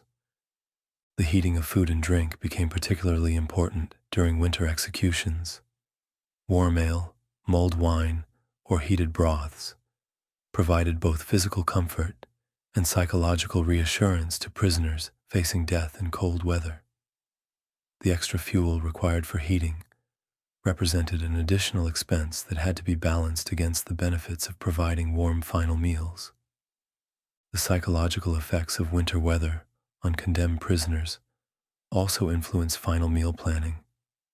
The cold, darkness, and general harshness of winter months might deepen the despair of prisoners facing execution, making whatever comfort could be provided through final meals especially valuable. A warm meal and heated drink might provide meaningful solace to someone spending their final hours in a cold, damp prison cell. The preservation methods available during winter also affected final meal quality. Smoked meats, pickled vegetables, and aged cheeses provided variety and nutrition that might not be available from fresh sources. However, these preserved foods were often heavily salted or otherwise treated in ways that might make them less palatable or appropriate for final meals. The festival calendar overlaid on agricultural seasons created additional considerations for final meal timing and content. Executions scheduled during major religious festivals like Christmas, Easter, or Pentecost might receive special attention in terms of final meal provision, reflecting both the spiritual significance of these occasions and the generally improved food availability associated with festival celebrations. Lenten restrictions during the pre-Easter period created particular challenges for final meal planning. The Church's prohibition on meat consumption during Lent might be waived for condemned prisoners on grounds of mercy, or it might be strictly enforced as part of their spiritual preparation for death. These religious dietary restrictions could significantly limit final meal options during certain times of year. The timing of local saints' days and regional festivals also influenced final meal customs. A prisoner executed during a local harvest festival might receive a final meal that reflected the community's celebration, while one executed during a time of great celebration, a period of religious observance, might receive more austere provisions appropriate to the spiritual season. Market schedules and trading patterns created additional seasonal variations in food availability. Cities that depended on imported foods might have better supplies during certain seasons when trade routes were active and weather conditions favorable for transportation. Rural areas with limited access to markets might show greater seasonal variations in food quality and availability. The labor demands of agricultural seasons also affected prison administration and final meal preparation. During busy periods like planting or harvest, fewer people might be available for prison duties, potentially reducing the quality or quantity of final meals provided to condemned prisoners. Conversely, during slack agricultural periods, more attention might be paid to such details. The economic cycles associated with agricultural seasons influence the resources available for final meal provision. Autumn, with its harvest profits and general prosperity, might see more generous final meal allowances. Spring, with depleted stores and limited cash flow, might force more stringent economies in prison food provision. The health impacts of seasonal nutrition patterns also affected condemned prisoners and their final meal experiences. Prisoners who had endured months of winter scarcity might be weakened and less able to appreciate or digest elaborate final meals. Those who had benefited from summer and autumn abundance might be in better condition to enjoy whatever final provisions were offered. The relationship between seasonal food availability and final meal customs illustrates the complex interplay between practical constraints and symbolic intentions that characterize medieval criminal justice. Authorities seeking to provide merciful treatment to condemned prisoners had to work within the limits imposed by agricultural cycles and seasonal variations, creating final meal traditions that reflected both human compassion and natural necessity. The economics of medieval prison administration. The provision of final meals to condemned prisoners must be understood within the broader economic context of medieval prison administration. Operating prisons was expensive and often unprofitable, requiring careful attention to costs and revenues that inevitably influenced how condemned prisoners were treated in their final hours. The economic realities of prison management shaped final meal customs in ways that were both practical and symbolic. Medieval prisons served multiple functions beyond simply housing criminals awaiting trial or execution. They were also used to confine debtors, political prisoners, and individuals awaiting ransom payments. This diverse population created complex administrative challenges and varied revenue streams that influenced overall prison operations, including food provision for all categories of prisoners.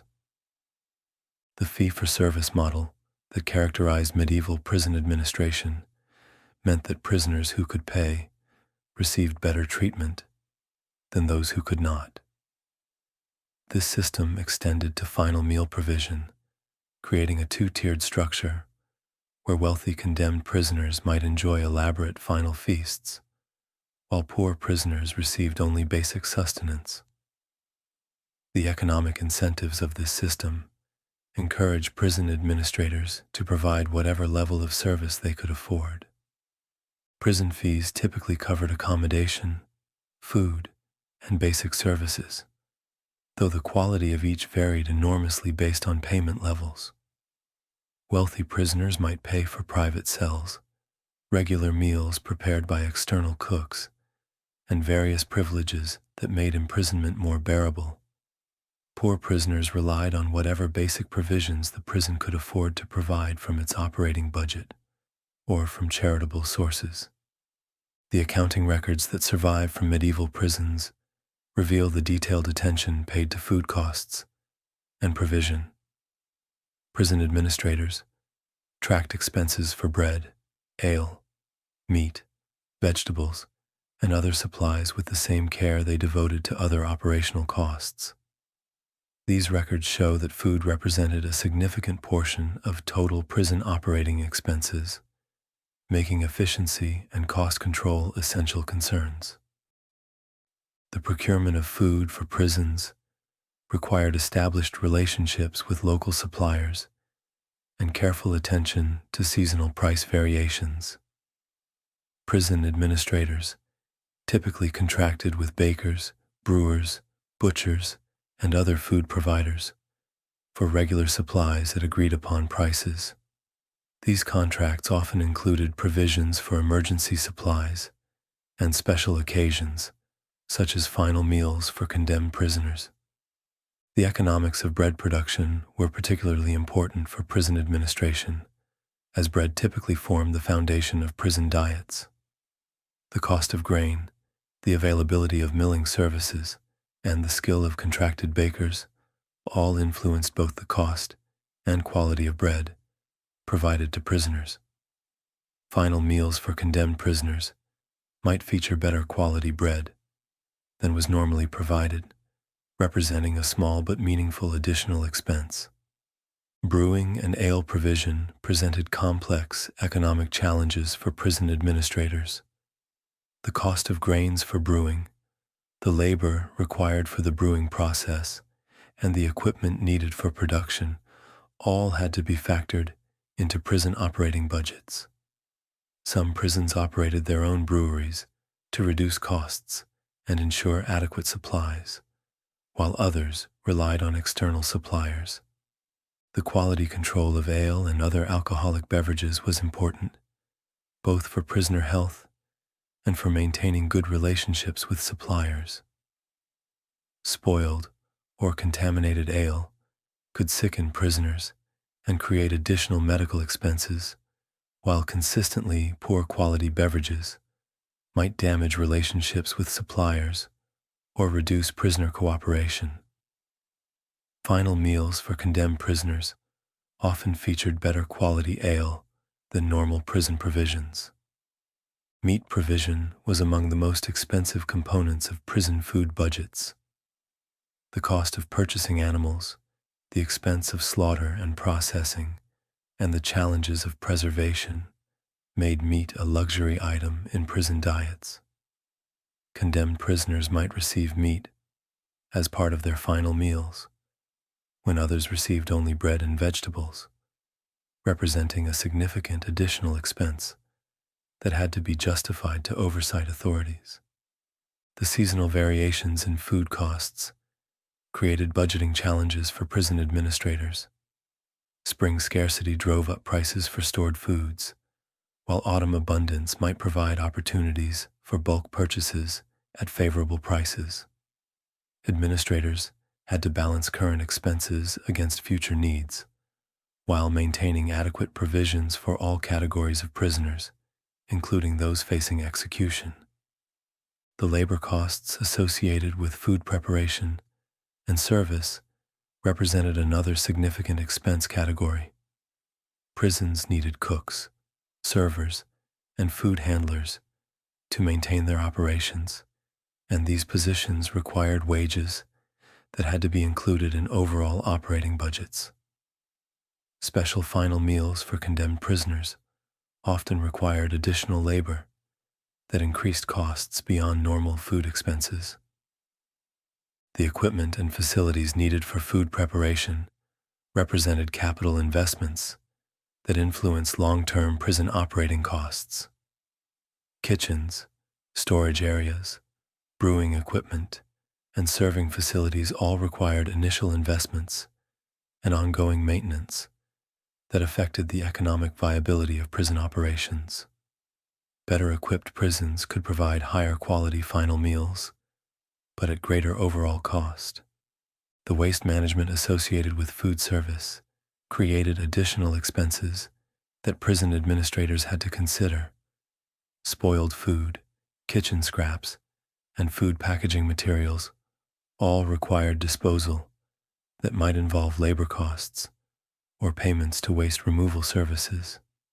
These seemingly minor expenses could accumulate to significant amounts over time. The security considerations associated with food service also influenced costs. Knives, cooking implements, and serving utensils could potentially be used as weapons by prisoners, requiring careful control and monitoring that increased labor costs. The provision of special final meals to condemned prisoners required particular attention to security, as these prisoners might be especially motivated to attempt escape or violence. The charitable contributions that supplemented prison food budgets created both opportunities and administrative challenges. Religious organizations, wealthy individuals, and community groups often provided food or money for prison operations, particularly for condemned prisoners. Managing these charitable relationships required administrative time and effort that represented an indirect cost to prison operations. The corruption and inefficiency that plagued medieval administrative systems also affected prison food provision. Administrators might divert food supplies for personal use, Suppliers might deliver inferior goods while charging for premium products, and staff might steal food intended for prisoners. These problems increased costs and reduced the quality of services provided to all prisoners, including condemned individuals awaiting execution. The political considerations that influence prison administration often overrode purely economic calculations. High-profile prisoners might receive expensive final meals regardless of cost, while politically unpopular prisoners might receive minimal provisions despite available resources. These political factors created unpredictable variations in expenses that complicated budget planning and resource allocation. The legal requirements that governed prison operations created mandatory expenses that administrators could not avoid.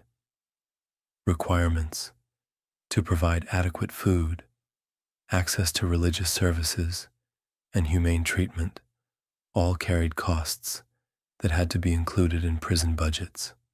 Final meal provisions for condemned prisoners often fell into this category of mandatory expenses, though the specific requirements varied by jurisdiction. The insurance and risk management considerations associated with prison operations influenced food provision policies. Administrators who failed to provide adequate nutrition might face prisoner unrest, increased sickness, or higher mortality rates that could create legal or political problems. The cost of preventing these problems through better food provision was often less than the cost of dealing with their consequences. The comparison between prison operating costs and other government expenses reveals the relative priority given to prisoner welfare in medieval budgets. Final meal provisions for condemned prisoners represented a small fraction of total execution costs, which themselves were minor compared to other judicial and administrative expenses. This context helps explain why such provisions were generally accepted as reasonable expenses. The evolution of prison economics over time reflected changing attitudes toward prisoner welfare and criminal justice. Early medieval prisons operated with minimal budgets and provided only the most basic services.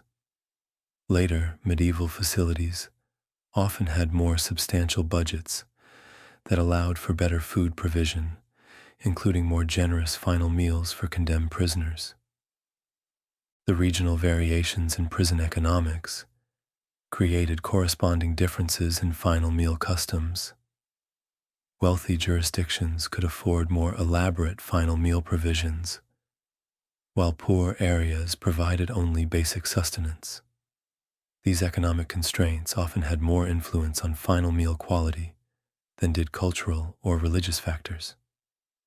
The legacy of medieval prison economics continued to influence criminal justice systems well beyond the medieval period. The principle that prisoners deserved basic humane treatment, including adequate food, became established during the medieval period and provided the foundation for later reforms in prison administration and prisoner welfare.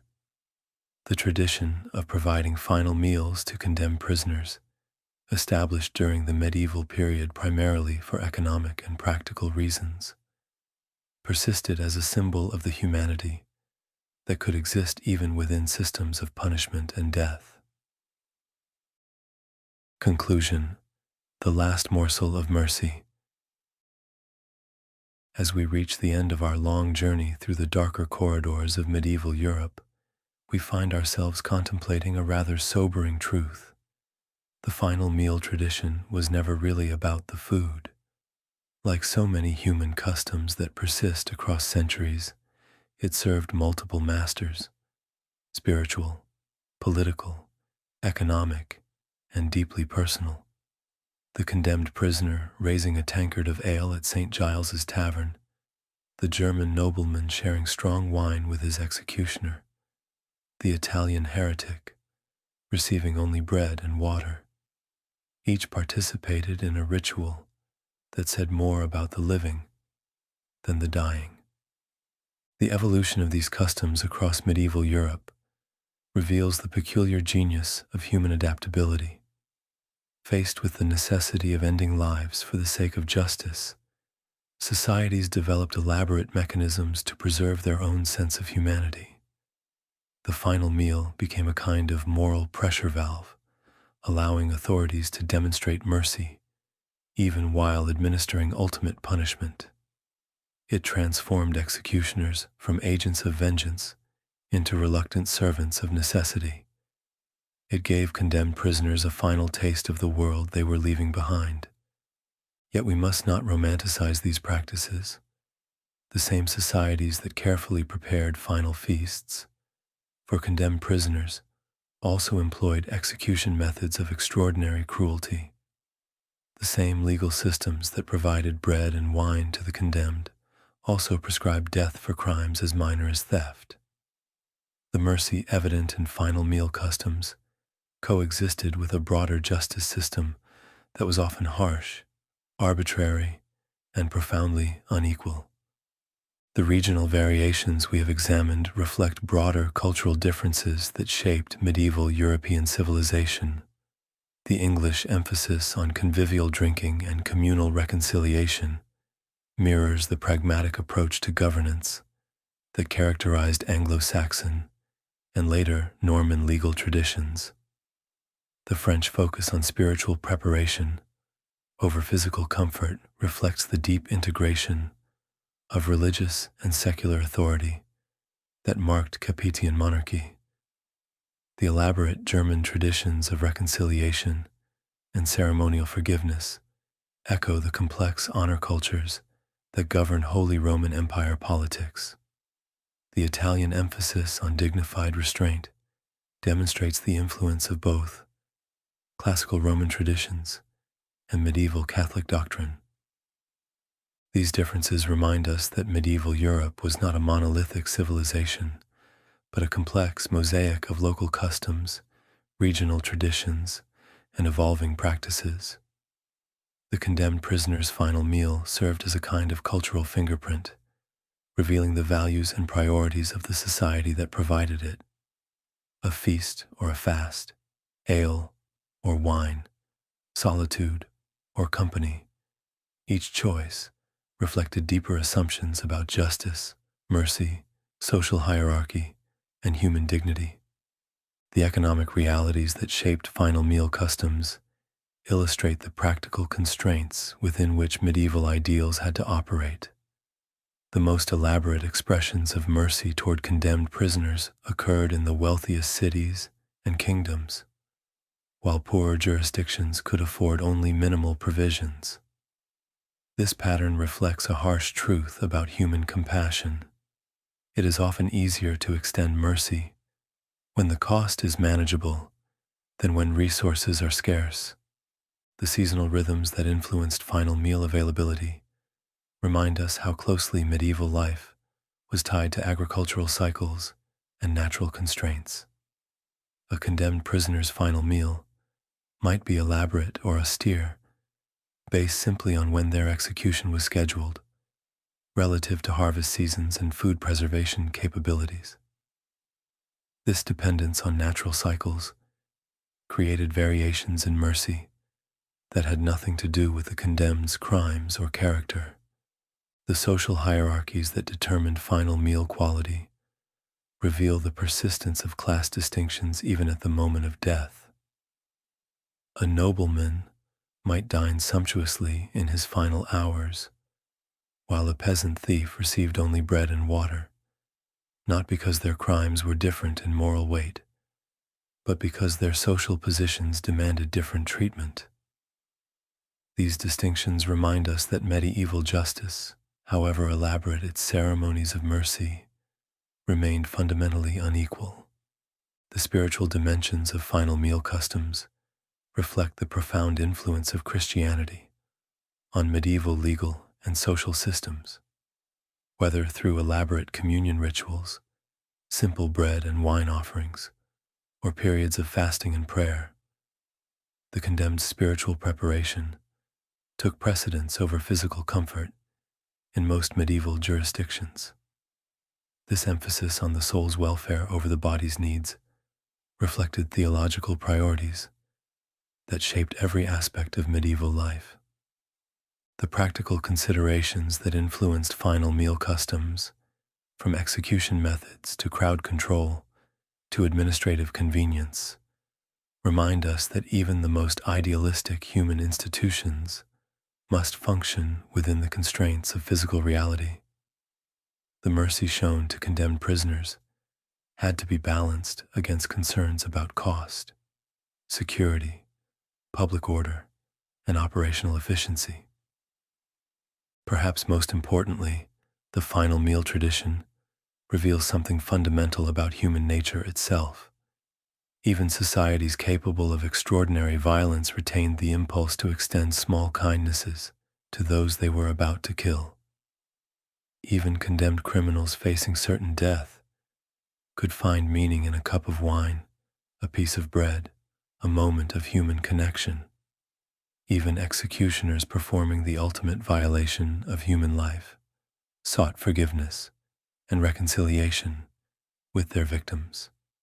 The persistence of final meal traditions across different regions, time periods, and legal systems suggests that they fulfilled deep human needs that transcended specific cultural contexts.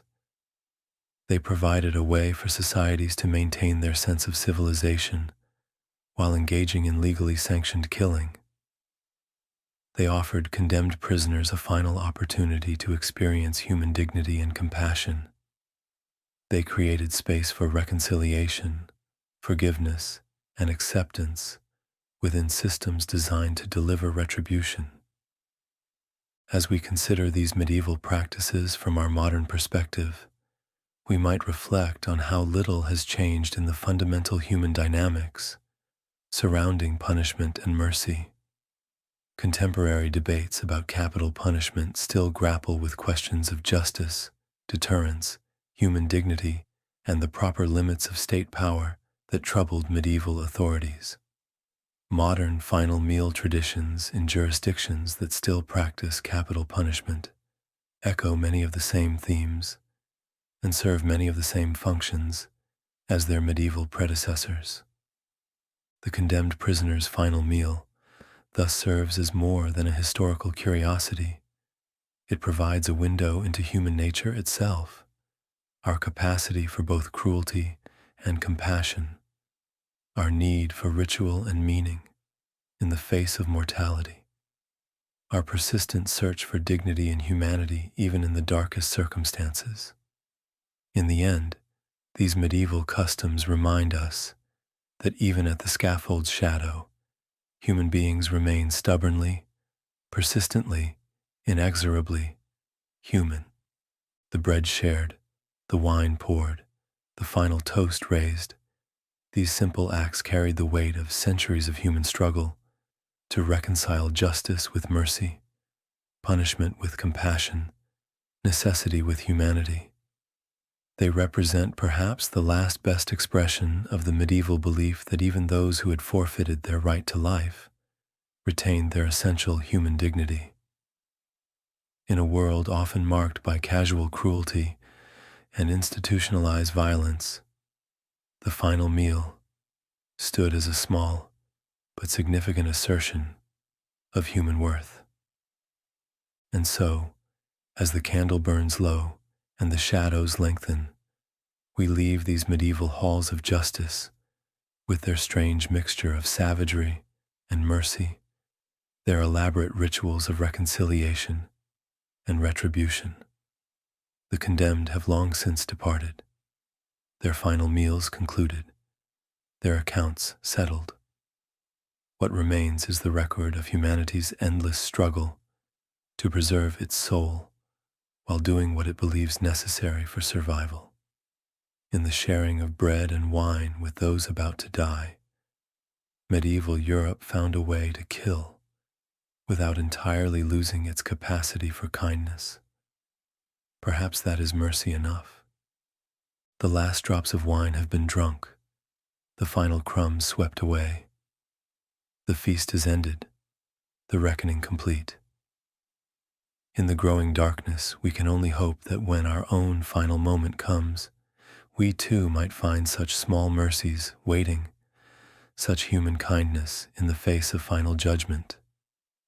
For in the end, we are all condemned prisoners awaiting sentence, hoping against hope for a cup of wine, a piece of bread, a moment of forgiveness before we face whatever darkness awaits beyond the scaffold's edge. May we all receive such mercy when our time comes to leave this table where we have supped so long together, and may we extend such kindness to others who, like us, await their final meal in the shadow of eternity's gallows.